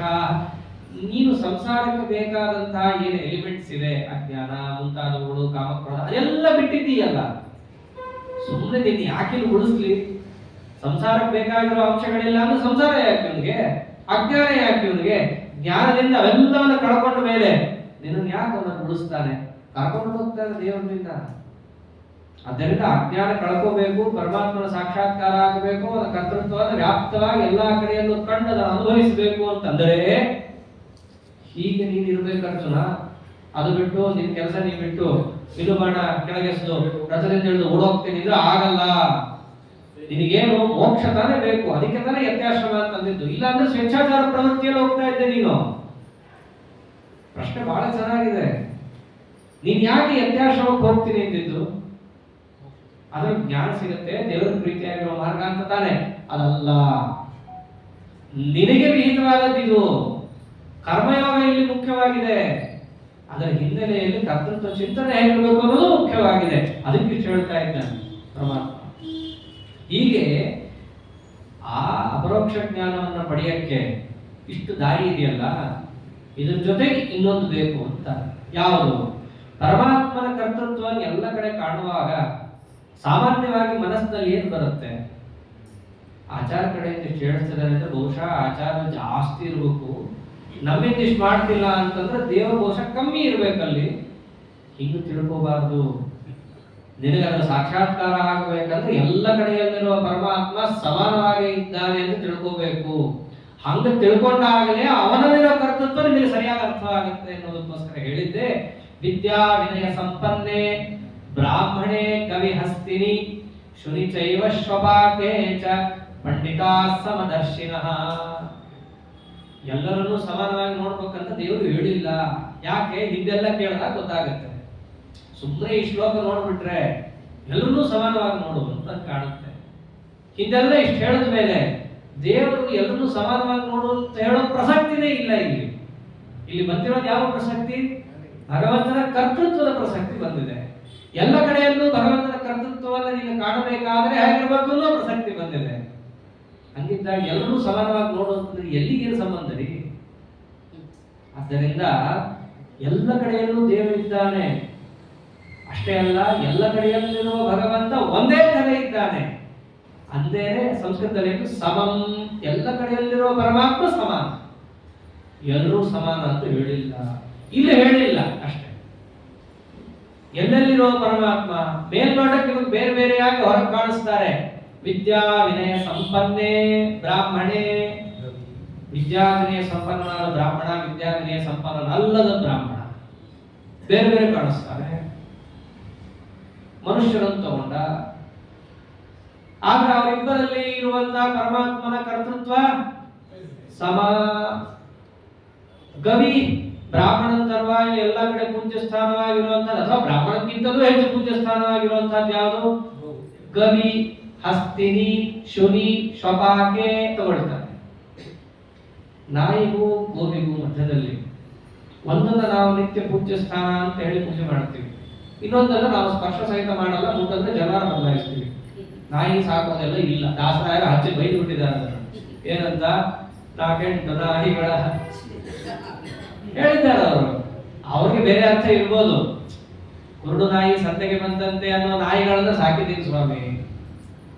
ನಿನ್ನನ್ನ ಮರೆತು ಊರು ತುಂಬಾ ಓಡಾಡುವಂತಹ ಮನುಷ್ಯ ರೂಪದಲ್ಲಿರೋ ನಾಯಿಗಳು ಅಂತವರು. ಅದೇ ತಾನೇ ಮತ್ತೆ ಪರಮಾತ್ಮನಿಗೆ ವಿಪ್ರಿಯವಾಗಿ ಯಾರು ಇರ್ತಾರೋ ಅವ್ರನ್ನ ನೋಡಿದ್ರೆ ಮುಟ್ಟಿದ್ರೆ ಸ್ನಾನ ಮಾಡಬೇಕು ಅಂತ ಇರೋದು ಶಾಸ್ತ್ರದಲ್ಲಿ. ಅಥವಾ ಈಗಿನ ಕಾಲದಲ್ಲಿ ಪ್ರತ್ಯಕ್ಷವಾಗಿ ಸಾಕ್ತಾರೆ, ಅದು ಏನು ಆನಂದನೋ. ಅಷ್ಟೇ ಯಾಕ್ರಿ, ಲಕ್ಷ ಲಕ್ಷ ಕೊಟ್ಟು ತರ್ತಾರೆ ನಾಯಿಗಳನ್ನ.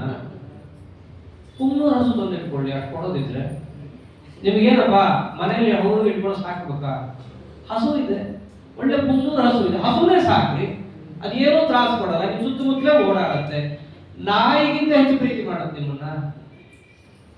ನೋಡಿರ್ತೀವಿ, ಇಷ್ಟು 1 ಅಡಿ ಇರುತ್ತೆ, 1.5 ಅಡಿ, ಮ್ಯಾಕ್ಸಿಮಮ್ 2 ಅಡಿ ಇರುತ್ತೆ ಹಸು. ಸಾಕಿ ಲಕ್ಷ ಲಕ್ಷ ಕೊಟ್ಟು ನಾಯಿ ತರ್ತಾರ್ರಿ. ಪ್ರಾಣಿನೇ ಸಾಕುವಂತ ಒಂದು ಅಭ್ಯಾಸ ಇದ್ರೆ ಸಾಕು. ಯಾಕೆ ಇದನ್ನ ಹೇಳ್ತೀವಿ? ಏನೋ ನಾಯಿ ಕಡಿಮೆ, ಹಸು ಹೆಚ್ಚು, ನಾಯಿ ಒಳಗಿರುವಂತಹ ಪರಮಾತ್ಮ ಕಮ್ಮಿ, ಹಸು ಒಳಗಿರೋ ಪರಮಾತ್ಮ ಹೆಚ್ಚು ಅಂತ ನೋಡೋದಲ್ಲ. ಮತ್ತೇನು? ಅವರ ಎರಡೂ ಕಡೆಯಲ್ಲಿರುವ ಪರಮಾತ್ಮ ಸಮಾನವಾಗೇ ಇದ್ದಾನೆ. ಮತ್ತೆ ಏನ್ ನೋಡಿ ಹೇಳೋದಲ್ಲಿ? ಆ ವಸ್ತು ಸ್ಥಿತಿಯಲ್ಲಿರುವಂತಹ ಗುಣಧರ್ಮವನ್ನು ನೋಡಿ ಹೇಳೋದು. ಅದರಲ್ಲಿ ಗುಣಧರ್ಮಗಳ ಹೆಚ್ಚು ಕಡಿಮೆ ಇರಬಹುದು, ಆದ್ರೂ ಒಳಗಿರುವ ಪರಮಾತ್ಮನ ಕರ್ತೃತ್ವ ಅದು ಒಂದೇ. ಹಿಂಗ ನೋಡ್ಬೇಕು ಪಂಡಿತರಾದವರು. ಅಷ್ಟೇ ಅಲ್ಲ, ಗವಿ ಹಸ್ತಿನಿ ಕೆಲವೊಂದು ದೊಡ್ಡದಾಗಿ ಕಾಣುತ್ತೆ, ಕೆಲವೊಂದು ಚಿಕ್ಕದಾಗಿ ಕಾಣುತ್ತೆ. ದೊಡ್ಡದಾಗಿದ್ರೆ ದೇವರು ದೊಡ್ಡದಾಗಿದ್ದಾನ್ರಿ, ಒಳ್ಳೆ ದೊಡ್ಡವರು. ಇರುವೆಯಲ್ಲಿ ನೋಡಿದಾಗ ಚಿಕ್ಕ ದೇವರು ಸ್ವಲ್ಪ, ಹಾಗೆಲ್ಲ ಅಲ್ಲ. ಅಷ್ಟೇ ಯಾಕೆ, ಬ್ರಾಹ್ಮಣೇ ಶ್ವಪಾಕೆ, ಬ್ರಾಹ್ಮಣನಲ್ಲಿ ದೇವರು ಜಾಸ್ತಿ ಇದ್ದಾನೆ, ಶ್ವಪಾಕನಲ್ಲಿ ದೇವರು ಇಲ್ಲ, ಹೀಗೆಲ್ಲ ತಿಳಿಯೋದಲ್ಲ. ಎಲ್ಲ ಕಡೆಯಲ್ಲೂ ಕೂಡ ಪರಮಾತ್ಮ ಸಮವಾಗೇ ಇದ್ದಾನೆ. ಸಮವಾಗಿದ್ದೇ ಕರ್ತೃತ್ವಾದಿಗಳನ್ನು ಮಾಡ್ತಿದ್ದಾನೆ ಅಂತ ಯಾರು ತಿಳಿತಾನೋ ಅವನು ಪಂಡಿತ, ಅವನೇ ಪಂಡಿತ. ಅದು ಬಿಟ್ಟು ಲೋಕದಲ್ಲಿರುವಂತೆ ಸಾಮಾನ್ಯವಾಗಿ ದೇವರು ಜಾಸ್ತಿ ಇಟ್ಟಿದ್ದಾನೆ ಹಂಗೆಲ್ಲ ತಿಳಿಯೋರು ದೊಡ್ಡ ಶಿಖಾಮಣಿಗಳು. ಅಷ್ಟೇ ಯಾಕೆ, ಈ ಒಂದು ಸಮತ್ವ ಜ್ಞಾನ ಬರೋದಿದೆಯಲ್ಲ, ಇದು ಬಹಳ ಕಷ್ಟ. ಅವ್ರಿಗೆ ಗೌರವ ಕೊಡ್ತಿದ್ರಿ, ಅಲ್ಲಿ ದೇವ್ರ ಸನ್ನಿಧಾನ ಜಾಸ್ತಿ ಇದೆ, ದೇವ್ರ ಸನ್ನಿಧಾನ ಇಲ್ಲ, ಇವೆಲ್ಲ ಶಬ್ದ ಅವ್ರಿಗೆ ಮಾತಾಡ್ಬಿಡ್ತೀವಿ ನಾವು.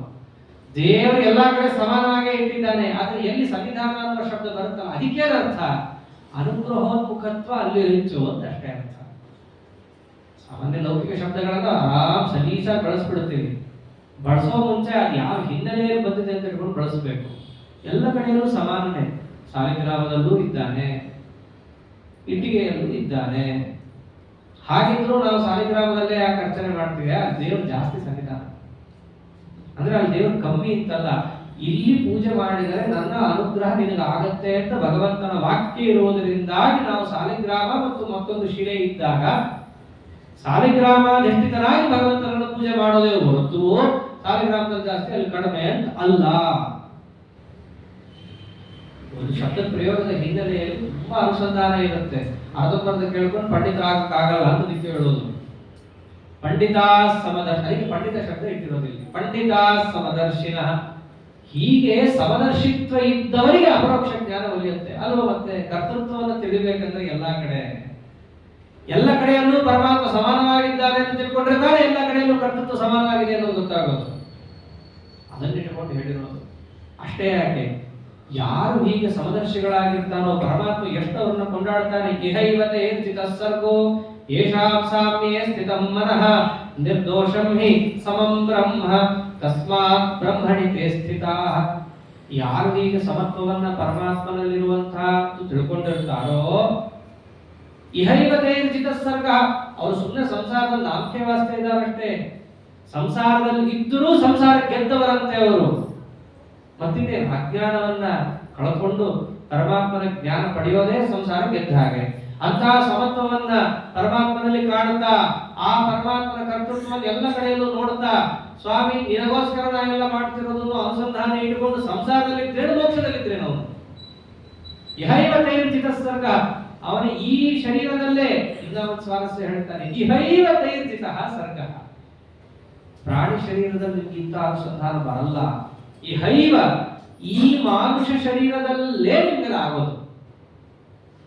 ಇಂಥ ಶರೀರವನ್ನ ಪರಮಾತ್ಮನಿಂದ ಪಡ್ಕೊಂಡು ಇಂತಹ ಅನುಷ್ಠಾನಗಳನ್ನ ಅನುಸಂಧಾನಗಳನ್ನ ಮಾಡದೆ ಇದ್ದವನು ಏನಬೇಕು? ಹಿಂದೆ ಅಂದಿದ್ದಾನೆ ಜಂತವಃ ಅಂತ ಅವರೇ ಅಂದ್ಬಿಟ್ಟಿದ್ದಾನೆ. ಅದಕ್ಕೆ ಅಂತಿದ್ದು ಈ ಹೈವ ಅಂತ ಒತ್ತಿ ಹೇಳಿದ್, ಇಲ್ಲೇ ಆಗೋದು, ಬೇರೆ ಕಡೆ ಆಗಲ್ಲ. ನಿಮಗೆ ಬೇರೆ ಯೋನಿಯಲ್ಲೆಲ್ಲ ಆಗಲ್ಲ. ಈ ಮಾನುಷ ಯೋನಿಯಲ್ಲಿ ಬಂದಾಗಲೇ ಆಗೋದು. ಸಮಾನ ಅಂತಂದ್ರೆ ದೇವರು ಸಮಾನ ಅಂತಂದ್ರೆ ಯಾವ ಅಂಶದಲ್ಲಿ ಸಮಾನ? ಇಲ್ಲಿರೋ ದೇವರು ಅಲ್ಲಿರೋ ದೇವರು ಸಮಾನ ಅಂದ್ರೆ ಹೇಗೆ? ನಿರ್ದೋಷಂ ಹಿ ಸಮಂ ಬ್ರಹ್ಮ. ಎಲ್ಲ ಕಡೆಯಲ್ಲಿರುವ ಭಗವಂತ ನಿರ್ದೋಷ ಅನ್ನುವ ಜ್ಞಾನವೇ ಪರಮಾತ್ಮ ಎಲ್ಲ ಕಡೆಯಲ್ಲೂ ಸಮಾನವಾಗಿದ್ದಾನೆ ಅನ್ನೋದ್ರ ಅರ್ಥ. ಇಲ್ಲಿ ಶ್ವಪಾಕನಲ್ಲಿ ಯಾಕೆ ಪರಮಾತ್ಮ ಹಾಗೆ? ದೋಷ ಇದೆ ದೇವರಲ್ಲಿ. ವಿದ್ಯಾವಿನಯ ಸಂಪನ್ನನಾದ ಬ್ರಾಹ್ಮಣ ಯಾಕೆ ಅಂದ್ರೆ ಬಿಂಬರೂಪಿ ವಿದ್ಯಾವಿನಯ ಸಂಪನ್ನನಾಗಿದೆ ಅಲ್ಲ. ಹಾಗೆ ಈ ಹುಚ್ಚುಚ್ಚು ವಾಕ್ಯಾರ್ಥಕ್ಕೆ ಅವಕಾಶ ಇಲ್ಲ. ಎಲ್ಲ ಕಡೆಯಲ್ಲಿರುವ ಭಗವಂತ ಸಮಾನ. ಈ ಅನುಸಂಧಾನ ಮುಖ್ಯ. ಅಷ್ಟೇ ಅಲ್ಲ, ಈ ಅನುಸಂಧಾನ ಎಲ್ಲ ಯಾಕೆ ಹೇಳಿದ್ ನಾನು? ಪುನಃ ಹಿಂದಿದ್ದಕ್ಕೆ ಸೇರಿಸ್ತಾನೆ. ಕರ್ಮ ಸನ್ಯಾಸ ಮತ್ತು ಕರ್ಮಯೋಗವನ್ನು ಅನುಷ್ಠಾನ ಮಾಡಬೇಕಾದರೆ ನಾನು ಮಾಡುತ್ತೀನಿ ಅನ್ನೋದನ್ನ ಇಟ್ಕೊಳ್ಳದೆ ಕರ್ತೃತ್ವಾದಿಗಳು ಭಗವದ್ ಅಧೀನ ಅಂತ ತಿಳ್ಕೊಂಡು ಮಾಡಬೇಕು ಅನ್ನೋದಕ್ಕೆ ಇಷ್ಟೆಲ್ಲ ಹೇಳಿದ್ದು. ಅಲ್ಲಿ ತಂದು ಮುಟ್ಟಿಸ್ತಾನೆ. ಇವಾಗ ಯಾವ ಕರ್ಮ ಸನ್ಯಾಸ ಕರ್ಮಯೋಗವನ್ನು ಹೇಳಿದ್ನೋ ಅಂತಹ ಕರ್ಮ ಸನ್ಯಾಸವನ್ನು ಮಾಡ್ತಾ ಇದ್ದರೆ ಏನೇನಾಗುತ್ತೆ ಅಂತ 2 ಶ್ಲೋಕದಲ್ಲಿ ಹೇಳ್ತಾನೆ. ನ ಪ್ರಹೃಷ್ಯೇತ್ ಪ್ರಿಯಂ ಪ್ರಾಪ್ಯ ನೋದ್ವಿಜೇತ್ ಪ್ರಾಪ್ಯ ಚ ಪ್ರಿಯಂ ಸ್ಥಿರ ಬುದ್ಧಿರ ಸಂಮೂಢೋ ಬ್ರಹ್ಮವಿದ್ ಬ್ರಹ್ಮಣಿ ಸ್ಥಿತಃ ಬಾಹ್ಯ ಸ್ಪರ್ಶೇಶ್ವಸಕ್ತಾತ್ಮ ವಿಂದತ್ಯಾತ್ಮನಿ ಯತ್ ಸುಖಂ ಸ ಬ್ರಹ್ಮ ಯೋಗಯುಕ್ತಾತ್ಮ ಸುಖಮಕ್ಷಯ್ಯಮಶ್ನುತೆ. ಸನ್ಯಾಸ ಯೋಗ ಅಂತ ಹೇಳಿದ್ನಲ್ಲ, ಅದನ್ನು ಸಂಗ್ರಹ ಮಾಡ್ತಾನೆ. ನಿಜವಾಗಿಯೂ ನೀವು ಸನ್ಯಾಸ ಯೋಗದಲ್ಲಿ ಇದ್ದಿದ್ದೇ ಆದಲ್ಲಿ ನ ಪ್ರಹರ್ಷ್ಯೇತ್ ಪ್ರಿಯಂ ಪ್ರಾಪ್ಯ, ನಿಮಗೆ ಸುಖ ಕೊಡುವುದು ಅಂತ ಏನು ಲೋಕದಲ್ಲಿ ಇದೆಯೋ ಅಂತಹ ಪದಾರ್ಥ ಸಿಕ್ಕಾಗ ನೀವು ಬಹಳ ಖುಷಿ ಪಡಲ್ಲ. ಒಂದು ವೇಳೆ ಸುಖ ಕೊಡುವ ಪದಾರ್ಥಗಳು ಅಂತ ಏನಿದೆಯೋ ಅದು ಸಿಗದೇ ಇದ್ದಾಗ ಉದ್ವೇಗಗೊಳ್ಳಲ್ಲ. ಇವೆರಡು ಅಂಶಗಳು ನಿಮ್ಮಲ್ಲಿ ನಿಮ್ಮ ಅನುಭವದಲ್ಲಿ ಗೋಚರವಾಗ್ತಿದೆ ಅಂತಂದ್ರೆ ನಿಮ್ಮಲ್ಲಿ ಕರ್ಮ ಸನ್ಯಾಸ ಆಗಿದೆ ಅಂತ ಅರ್ಥ. ಅದು ಯಾವಾಗ ಬರುತ್ತೆ? ಸ್ಥಿರ ಬುದ್ಧಿ. ನಿಮ್ಮ ಬುದ್ಧಿ ಸ್ಥಿರವಾದಾಗ ಆಜ್ಞಾನ ಬರುತ್ತೆ. ಆ ಸ್ಥಿರ ಬುದ್ಧಿ ಯಾವಾಗ ಬರುತ್ತೆ? ಅಸಮ್ಮೂಢ ಅಲ್ಲೇ ಹೇಳಿದ್ದಾನೆ. ಯಾವಾಗ ನಿಮಗೆ ಮೋಹ ಹೋಗುತ್ತೋ, ಮೋಹ ಅಂತಂದ್ರೆ ನನಗೆ ಸುಖವನ್ನು ಉಂಟು ಮಾಡುವುದು ಈ ಪದಾರ್ಥ ಅಥವಾ ಈ ಜನ, ನನ್ನ ಸುತ್ತಮುತ್ತ ಇರೋರು, ಇವರಿಂದಾಗಿ ನನಗೆ ಇಷ್ಟು ಆರಾಮಾಗ್ತಿತ್ತು, ಅವ್ರು ನಮಗೆ ರಿವರ್ಸ್ ಹೊಡೆದ್ಬಿಟ್ರೆ ಇನ್ನೇನ್ರಿ ಮತ್ತೆ ದುಃಖ ಆಗಲಿ, ಇನ್ನೇನಾಗುತ್ತೆ? ಅಂದ್ರೆ ಸುಖ ದುಃಖಗಳಿಗೆ ನಮ್ಮ ಸುತ್ತಮುತ್ತಲಿನ ಪದಾರ್ಥಗಳಾಗಲಿ ವ್ಯಕ್ತಿಗಳಾಗಲಿ ಕಾರಣ ಅನ್ನುವ ಮಿಥ್ಯಾಜ್ಞಾನವನ್ನು ಮೋಹ ಸಮ್ಮೋಹ ಅಂತ ಕರೀತಾರೆ. ಅದನ್ನ ಬಿಟ್ರೆ ಇವು ಯಾರು ನಮಗೆ ವಸ್ತುತಃ ಸುಖಪ್ರದರಾಗಲಿ ದುಃಖಪ್ರದರಾಗಲಿ ಅಲ್ಲ ಅನ್ನುವ ಯಥಾರ್ಥ ಜ್ಞಾನ ಬಂದ್ರೆ ಸ್ಥಿರ ಬುದ್ಧಿ, ನಿಮ್ಮ ಬುದ್ಧಿ ಸ್ಥಿರವಾಗುತ್ತೆ. ಆಮೇಲೆ ಬ್ರಹ್ಮವಿತ್, ಈ ಕರ್ಮ ಸನ್ಯಾಸವನ್ನ ಮಾಡಿ ಕರ್ಮಯೋಗವನ್ನ ಮಾಡಿದಾಗ ಬ್ರಹ್ಮವಿತ್ ಬ್ರಹ್ಮಣಿ ಸ್ಥಿತ. ಬ್ರಹ್ಮವಿತ್ ಅಂತಂದ್ರೆ ಪರಬ್ರಹ್ಮನ ಜ್ಞಾನ ಎಂಬುದು ನಿಮಗೆ ಬರುತ್ತೆ. ಅಥವಾ ಬ್ರಹ್ಮವಿತ್, ಈ ಬ್ರಹ್ಮಜ್ಞಾನ ಇದ್ದರೆ ನಿಮಗೇನಾಗುತ್ತೆ? ಆ ಮಿಥ್ಯಾಜ್ಞಾನ ಹೋಗುತ್ತೆ. ಬ್ರಹ್ಮನ ಜ್ಞಾನ ಇದ್ದಿರ್ತಾನೆ, ಇವ್ರು ಯಾರು ನಮಗೆ ಕಾರಣರಲ್ಲ ಅನ್ನೋದು ಗೊತ್ತಾಗೋದು. ಆದ್ದರಿಂದ ಅಸಮ್ಮೋಹಕ್ಕೂ ಕಾರಣ ಯಾವುದು? ವೇದಶಾಸ್ತ್ರಗಳಿಂದ ಇವ್ರು ಯಾರು ನಮಗೆ ಸುಖಪ್ರದರಲ್ಲ ದುಃಖಪ್ರದರಲ್ಲ ಅನ್ನುವಂತಹ ಪರಬ್ರಹ್ಮನಾದ ಪರಮಾತ್ಮನ ಜ್ಞಾನ ಅನ್ನೋದು ಕಾರಣವಾಗುತ್ತೆ. ಅಷ್ಟಾಯ್ತು ಅಂತಂದ್ರೆ ಸಾಕ? ಯಾವತ್ತೋ ಒಂದಿನ ಕೇಳಿ ಬಿಟ್ಟುಬಿಡೋದ? ಇಲ್ಲ. ಬ್ರಹ್ಮಣಿ ಸ್ಥಿತ, ನಿತ್ಯ ಬ್ರಹ್ಮನಲ್ಲಿ ಸ್ಥಿತನಾಗಬೇಕು. ಸ್ಥಿತನಾಗಬೇಕು ಅಂತಂದ್ರೆ ಅವನ ಸ್ಮರಣೆಯನ್ನು ಮಾಡ್ತಿರ್ಬೇಕು. ಬ್ರಹ್ಮನ ಜ್ಞಾನವನ್ನು ಪಡೆದು ಬ್ರಹ್ಮನಲ್ಲಿ ಯಾರು ಸ್ಥಿರನಾಗಿ ಸ್ಮರಣೆಯನ್ನು ಮಾಡ್ತಿರ್ತಾನೋ ಅವನಿಗೆ ಮೋಹಾದಿಗಳು ಬರದೆ ಬುದ್ಧಿ ಎಂಬುದು ಸ್ಥಿರವಾಗಿ ಕರ್ಮ ಸನ್ಯಾಸವನ್ನ ಮಾಡ್ಲಿಕ್ಕೆ ಅವನು ಅರ್ಹನಾಗ್ತಾನೆ. ಅವನಿಗೆ ಆಗುತ್ತದ ಅವಾಗ. ಅಂದ್ರೆ ಒಂದು ದಾರಿಯನ್ನು ಹೇಳಿದ್ದಾರೆ. ಏನೋ ಸುಮ್ಮನೆ ಕರ್ಮ ಸನ್ಯಾಸ ಮಾಡು ಅಂತ ಹೇಳಿ ದೇವರು ಬಿಡ್ಲಿಲ್ಲ. ಅಷ್ಟೇ ಅಲ್ಲ, ಕೈಮುತ್ಯ ನ್ಯಾಯದಿಂದ ಹೇಳ್ತಾನೆ, ಇಂಥ ಕರ್ಮ ಸನ್ಯಾಸವನ್ನು ಮಾಡಿ ಕಿಂಚಿತ್ ಕರ್ಮಯೋಗವನ್ನು ಮಾಡಿದ್ರೆ ಪರಮಾತ್ಮ ಸುಪ್ರೀತನಾಗ್ತಾನೆ ಅಂತಿದ್ದಾಗ ಇನ್ನು ಕಿಮು ಬಾಹ್ಯ ಸ್ಪರ್ಶೇಶ್ವಸಕ್ತಾತ್ಮ ವಿಂದತ್ಯಾತ್ಮನಿ ಯತ್ ಸುಖಂ.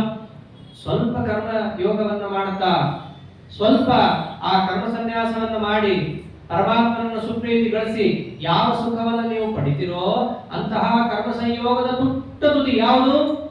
ಸಬ್ರಹ್ಮಯೋಗಯುಕ್ತಾತ್ಮ ಧ್ಯಾನ ಯೋಗ. ಕರ್ಮಯೋಗದಲ್ಲೇ ಉತ್ಕೃಷ್ಟವಾದಂತಹ ಯೋಗ. ಅಂತಹ ಧ್ಯಾನ ಯೋಗದಲ್ಲಿದ್ದಂತಹ ವ್ಯಕ್ತಿ ಇರ್ತಾರಲ್ಲ, ಕಿಮು ಅವನು ಎಷ್ಟು ಸುಖ, ಎಂತಹ ಸುಖ, ಇವರಂತೆ ಅಲ್ಪ ಸ್ವಲ್ಪ ಅಲ್ಲ, ಅಕ್ಷಯ್ಯಂ ಸುಖಮಶ್ನುತೆ. ಯಾವತ್ತಿಗೂ ನಾಶವಾಗದ, ಕ್ಷಯವಾಗದ, ಪುನಃ ಪುನಃ ಹೆಚ್ಚು ಹೆಚ್ಚಾಗತಕ್ಕಂತಹ ಸುಖವನ್ನು ಅವನು ಪಡಿತಾನೆ. ಆದ್ದರಿಂದ ಕರ್ಮ ಸನ್ಯಾಸ ಕರ್ಮಯೋಗಕ್ಕೆ ಇಷ್ಟು ಮಹತ್ವ ಇದೆ. ಕರ್ಮ ಸನ್ಯಾಸ ಕರ್ಮಯೋಗ ಯೋಗಕ್ಕೆ ಎಷ್ಟಿದ್ದಾಗ ಇನ್ನು ಧ್ಯಾನ ಯೋಗಕ್ಕೆ ಇನ್ನೆಷ್ಟಿರಬೇಕು ಅರ್ಜುನ ಅರ್ಥ ಮಾಡಿಕೊಳ್ತಾ ಇದ್ದಾನೆ. ಅದರ ಜೊತೆಗೆ ಈ ಕರ್ಮ ಸನ್ಯಾಸವನ್ನು ಮಾಡುವಾಗ ಸಾಮಾನ್ಯವಾಗಿ ಏನಂತಾರೆ, ಆರಾಮಾಗಿದ್ದೀವಿ ಬಿಡು ಕೃಷ್ಣ, ಏನೋ ಒಂಚೂರಾದ ಸುಖ ಕಾಣ್ತಾ ಇದ್ದೀವಿ, ನೀನು ಅದನ್ನೂ ಬಿಟ್ಟು ಬಿಡು ಅಂತಂದ್ರೆ ನಿನ್ನ ಮಾರ್ಗದಲ್ಲಿ ಬಂದ್ರೆ ಬರೀ ದುಃಖನೇ, ಯಾರು ಖುಷಿಯಾಗಿರೋದು ನೋಡೋದು ಬಹಳ ಕಮ್ಮಿ. ಲೌಕಿಕ ವಿಷಯವನ್ನು ಉಪಭೋಗ ಮಾಡಬೇಡ ಅಂದ್ರೆ ಹೇಗೆ ಅಂತಂದಾಗ ನಿಂದನೆ ಮಾಡುತ್ತಾನೆ ಪರಮಾತ್ಮ. ಏಹಿ ಸಂಸ್ಪರ್ಶಜ ಭೋಗಾ ದುಃಖಯೋ ನಯ ಏವತೆ ಆದ್ಯಂತವಂತಃ ಕೌಂತೆಯ ನತೇಶು ರಮತೆ ಬುಧಃ. ಕೌಂತೆಯ ಕುಂತಿಪುತ್ರ, ಏನು ವೈಷಯಿಕ ಸುಖದಲ್ಲಿ ಆಸಕ್ತನಾಗಬೇಕು ಅಂತ ಅನ್ಕೊಂಡಿದ್ದೀಯಾ? ಅದೆಲ್ಲವೂ ಕೂಡ ದುಃಖನೇ ಅಪ್ಪ. ಇವತ್ತಿರುತ್ತೆ, ನಾಳೆ ಹೊರಟೋಗುತ್ತೆ. ಇವತ್ತೇನೋ ಸುಖ ಅನುಭವಿಸ್ಬೇಕಾದ್ರೆ ಅವನ ತಲೆ ಏನು ಓಡ್ತಾ ಇರುತ್ತೆ, ಅಯ್ಯೋ ನಾಳೆ ಹೋಗುತ್ತಲ್ಲ ಅಂತ ಓಡ್ತಾ ಇರುತ್ತೆ. ಶನಿವಾರ ಬಂತು, ಭಾನುವಾರ ಬಂತು ಅಂದ್ರೆ ಭಾನುವಾರ ಸಂಜೆ ಏನು ದುಃಖ ಅವನಿಗೆ, ಛೇ ನಾಳೆ ಹೋಗ್ಬೇಕಲ್ಲ ಎಂದು ದುಃಖ. ಭಾನುವಾರ ಅನುಭವಿಸೋಂಗಿಲ್ಲ, ಸೋಮವಾರ ದುಃಖ ತಪ್ಪಿದಲ್ಲ. ಆದ್ದರಿಂದ ಎಲ್ಲಿದೆ ಲೌಕಿಕ ಸುಖ ಎಂಬುದನ್ನೇ ನೀನು ಅವಲಂಬಿಸಿಕೊಂಡು ಹೋದರೆ ದುಃಖ ಯೋನಯ ಏವ, ಅದೆಲ್ಲ ದುಃಖ ಕೊಡೋದೇ ಆಗತ್ತೆ. ಯಾಕೆ? ಆದ್ಯಂತವಂತ ಕೌಂತೆಯ, ಒಂದು ಶುರು ಆದರೆ ಮುಗಿಲೇಬೇಕು ತಾನೆ. ಜಾತಸ್ಸಿ ಧ್ರುವಂ ಮೃತ್ಯೋ ಧ್ರುವಂ ಜನ್ಮ ಮೃತಸ್ಯ ಚ ತಸ್ಮಾತ್ ಅಪರಿಹಾರ್ಯಂತೆ ತತ್ವಂ ಶೋಧಿತು ಬರ್ತದೆ. ಶುರುವಾಗಿದ್ದು ಮುಗಿಬೇಕು ಅಂತಂದ ಮೇಲೆ ನೀ ಯಾಕೆ ಇಷ್ಟ ಅದಕ್ಕೆ ಲೌಕಿಕ ಸುಖಕ್ಕೆ ಅಪೇಕ್ಷೆ ಪಡ್ತೀಯ? ವೈರಾಗ್ಯವನ್ನು ತಗೋ. ಆ ವೈರಾಗ್ಯನೇ ಕರ್ಮ ಸನ್ಯಾಸ ಅಂತ ಕರೆಸ್ಕೊಂಡಿರೋ. ಅಷ್ಟೇ ಅಲ್ಲ, ನೀವೇನ್ ಹೇಳಿದ್ರಿ, ವೈರಾಗ್ಯ ತಾನೇ ಪಡೆಯಕ್ಕೆ, ಪಡೆಯೋಣ ಬಿಡ್ರಿ, ಟೈಮ್ ಇದೆ. ಎಲ್ಲರೂ ಅದೇ ತಾನೇ ಅನ್ನೋದು. ಎಲ್ಲ ಕೇಳ್ತೀವಿ, ಸದಾಚಾರ ಇರಬೇಕು, ಸದ್ವಿಚಾರ ಇರಬೇಕು, ಅನುಷ್ಠಾನ ಮಾಡಬೇಕು, ಇದು ದೇವರಿಗೆ ಪ್ರಿಯವಾದದ್ದು, ಹಿಂಗೆ ನಡಿಬೇಕು, ಎಲ್ಲ ಕೇಳ್ತೀವಿ. ಕೇಳ್ಬಿಟ್ಟು ನಾಳೆ ಮಾಡೋಣ, ಟೈಮ್ ಇದೆ ಬಿಡ್ರಿ, ಮುಂದೆ ಮಾಡೋಣಂತೆ. ಎಲ್ಲಿದೆ ಟೈಮು? ಶಕ್ನೋತಿ ಹೈ ವಯಸ್ಸೋಡಂ ಪ್ರಾಕ್ ಶರೀರ ವಿಮೋಕ್ಷಣ ಕಾಮ ಕ್ರೋಧೋದ್ಭವಂ ವೇಗಂ ಸಂಯುಕ್ತಃ ಸಸುಖಿ ನರಃ. ನಿಜವಾಗಿ ಕರ್ಮಯೋಗವನ್ನ ಮಾಡಬಲ್ಲ ವ್ಯಕ್ತಿ ಯಾರು ಗೊತ್ತಾ? ಯಾರು ಶರೀರ ಬೀಳೋಕ್ಕೂ ಮುಂಚೆನೆ ಈ ಕಾಮಕ್ರೋಧಾದಿಗಳ ವೇಗವನ್ನು ಸಹಿಸಿಕೊಂಡು ಕರ್ಮಯೋಗದಲ್ಲಿ ಯಾರು ಸೇರ್ತಾನೋ, ಮಾಡಬೇಕು ಅಂತ ಹೇಳಿ ಮನಸ್ಸಿಡ್ತಾನೋ, ಸಹ ಸುಖಿ ನರಹ, ಅವನಿಗೆ ಮೋಕ್ಷಾದಿಗಳು ಬರುತ್ತೆ. ಅಷ್ಟೇ ಅಲ್ಲ, ನರಹ, ಇವೆಲ್ಲ ಅವನಿಗೆ ಅವಕಾಶ ಸಿಗೋದು ಮನುಷ್ಯ ಜನ್ಮದಲ್ಲಿ ಮಾತ್ರ. ಅದು ಬಂದಾಗಲೂ ಕೂಡ ಟೈಮ್ ಇದೆ, ಮುಂದೆ ನೋಡ್ತೀನಿ, ತುಲಾಭಾರ ಆದ್ಮೇಲೆ ನೋಡ್ತೀನಿ, ಅಥವಾ ಆದ್ಮೇಲೋ ಆದ್ರೆ ನೋಡ್ತೀನಿ. ನೋಡಕ್ಕೇನಿದೆ? ಕಣ್ಣೇ ಇರಲ್ಲ. ಪ್ರಾಕ್ ಶರೀರ ವಿಮೋಕ್ಷಣ, ದೇವರೇ ಹೇಳಿರೋದು, ಶರೀರ ಬೀಳೋಕ್ಕೂ ಮುಂಚೆ. ಶರೀರ ಯಾವಾಗ ಬೀಳುತ್ತೆ ಗೊತ್ತಾ? ಶರೀರ ಶಬ್ದನೇ ಹೇಳುತ್ತೆ, ಶೀರ್ಯತೆ ಇತಿ ಶರೀರಂ. ಒಂದು ಕ್ಷಣವೂ ಸ್ಥಿರವಾಗಿರಲ್ಲ, ಅದಕ್ಕೆ ಶರೀರ ಅಂತ ಕರೀತಾರೆ. ಶರೀರ ಚೆನ್ನಾಗಿದೆ ಅಂತ ಅನ್ಕೊಂಡು, ಇದು ಹೀಗೆ ಇರುತ್ತೆ ಅಂತ ಅನ್ಕೊಂಡು ಕೂತ್ರೆ ನಿನಗೇನೂ ಕೂಡ ಸಾಧನೆ ಆಗಲ್ಲ. ಯಾವತ್ತು ನೀವು ಇದನ್ನ ಮಾಡಬೇಕು ಅಂತ ನಿನ್ನ ಕಿವಿಗೆ ಬೀಳುತ್ತೋ ಅವತ್ತೇ, ಆ ಕ್ಷಣವೇ ಇದನ್ನ ಪ್ರಾರಂಭ ಮಾಡು. ಮತ್ತೆ ಮುಹೂರ್ತ ನೋಡಿ, ಇವತ್ತು ಸಾಧನ ತಾರೆ ಇಲ್ಲ, ಹಾಗಾಗಿ ನನಗೆ ಸಾಧನ ತಾರೆ ಬರೋ ತನಕ ಕಾಯಕ್ಕೆ ಹೋಗೋದು ಬೇಡ. ದೇವರು ಹೇಳಿರೋದು, ಶಕ್ನೋತಿ ಹೈವಯಸ್ಸೋಡು ಪ್ರಾಕ್ ಶರೀರ ವಿಮೋಕ್ಷಣ. ಶರೀರ ಬೀಳೋಕ್ ಮುಂಚೆ ನೀನು ಇದನ್ನ ಏನ್ ಮಾಡಬೇಕು? ಶುರು ಮಾಡಬೇಕು. ಟೈಮ್ ಇದೆ? ಇಲ್ಲ, ಟೈಮ್ ಇಲ್ಲ. ಮುಂದಾಗತ್ತೆ, ಏನಾಗತ್ತೆ? ಈಗಲೇ ಆಗಿರೋ, ಮುಂದಿನ ಏನಾಗತ್ತೆ? ಆದ್ದರಿಂದ ಹೇಳಿದ ವಿಷಯವನ್ನು ಮುಂದೆ ಮಾಡ್ತೀನಿ ಅಂತ ಹೋಗಬೇಡ. ಹೀಗೆ ಯಾವ ಒಂದು ಕರ್ಮ ಸನ್ಯಾಸ ಕರ್ಮಯೋಗದ ವಿಷಯ ನಿನಗೆ ತಿಳಿಯುತ್ತೋ, ತಿಳಿದ ಕೂಡಲೇ ಏನ್ ಮಾಡಬೇಕು? ಅದರಲ್ಲಿ ಪ್ರವೃತ್ತಿ ಮಾಡಬೇಕು. ಅವನು ಹೇಳಿದ ಮಾರ್ಗ ಎಲ್ಲ ತಿಳಿಸಿದ್ದಾನೆ. ಇವಾಗ ತದ್ಬುದ್ಧ ತದಾತ್ಮಾನ ತನ್ನಿಷ್ಠ ತತ್ಪರಾಯಣ ಸ್ಪಷ್ಟವಾಗಿ ಹೇಳಿದ್ದಾನೆ. ಅವನಿಗೆ ಪ್ರಿಯವಾದಂತಹ ಸ್ವೇ ಸ್ವೇ ಕರ್ಮಣ್ಯಭಿರತ ಸಂಸಿದ್ಧಿಂ ಲಭತೆ ನರಃ. ಸ್ವಸ್ವ ವಿಹಿತವಾದ ವರ್ಣಾಶ್ರಮೋಚಿತವಾದ ಧರ್ಮಾನುಷ್ಠಾನಗಳನ್ನ ವಿಷ್ಣು ಪ್ರೀತ್ಯರ್ಥಂ ಅಂತ ಮಾಡಿ ನನ್ನ ಪ್ರೀತಿಗೆ ನೀವು ಪಾತ್ರರಾಗರಿ, ಕರ್ಮಬಂಧದಿಂದ ಆವಾಗ ನೀವು ಮುಕ್ತರಾಗ್ತೀರಾ ಅಂತ ಪರಮಾತ್ಮ ಏನು ಹೇಳಿದ್ದಾನೆ. ಮುಕ್ತರಾದ ಮೇಲೆ ಅಪರೋಕ್ಷ ಜ್ಞಾನಿಗಳು ಹೇಗಿರ್ತಾರೆ, ಆ ಅಪರೋಕ್ಷ ಜ್ಞಾನಿಗಳ ಲಕ್ಷಣ ಏನು ಅಂತ ಕೇಳಿದಾಗ ಅದನ್ನ ಪರಮಾತ್ಮ ಹಾಗೆ ತಿಳಿಸಿದ್ದಾನೆ. ಇತ್ಯಾದಿ ಭಾಗವನ್ನ ನಾಳೆ ದಿವಸ ನೋಡೋಣ ಅಂತ ಹೇಳ್ತಾ ಅದೇ ಯಥಾವತಿ ತಥಾಭಿಪ್ರಾಯ ಶ್ರೀಕೃಷ್ಣಾರ್ಪಣಮಸ್ತು. ಹರೇ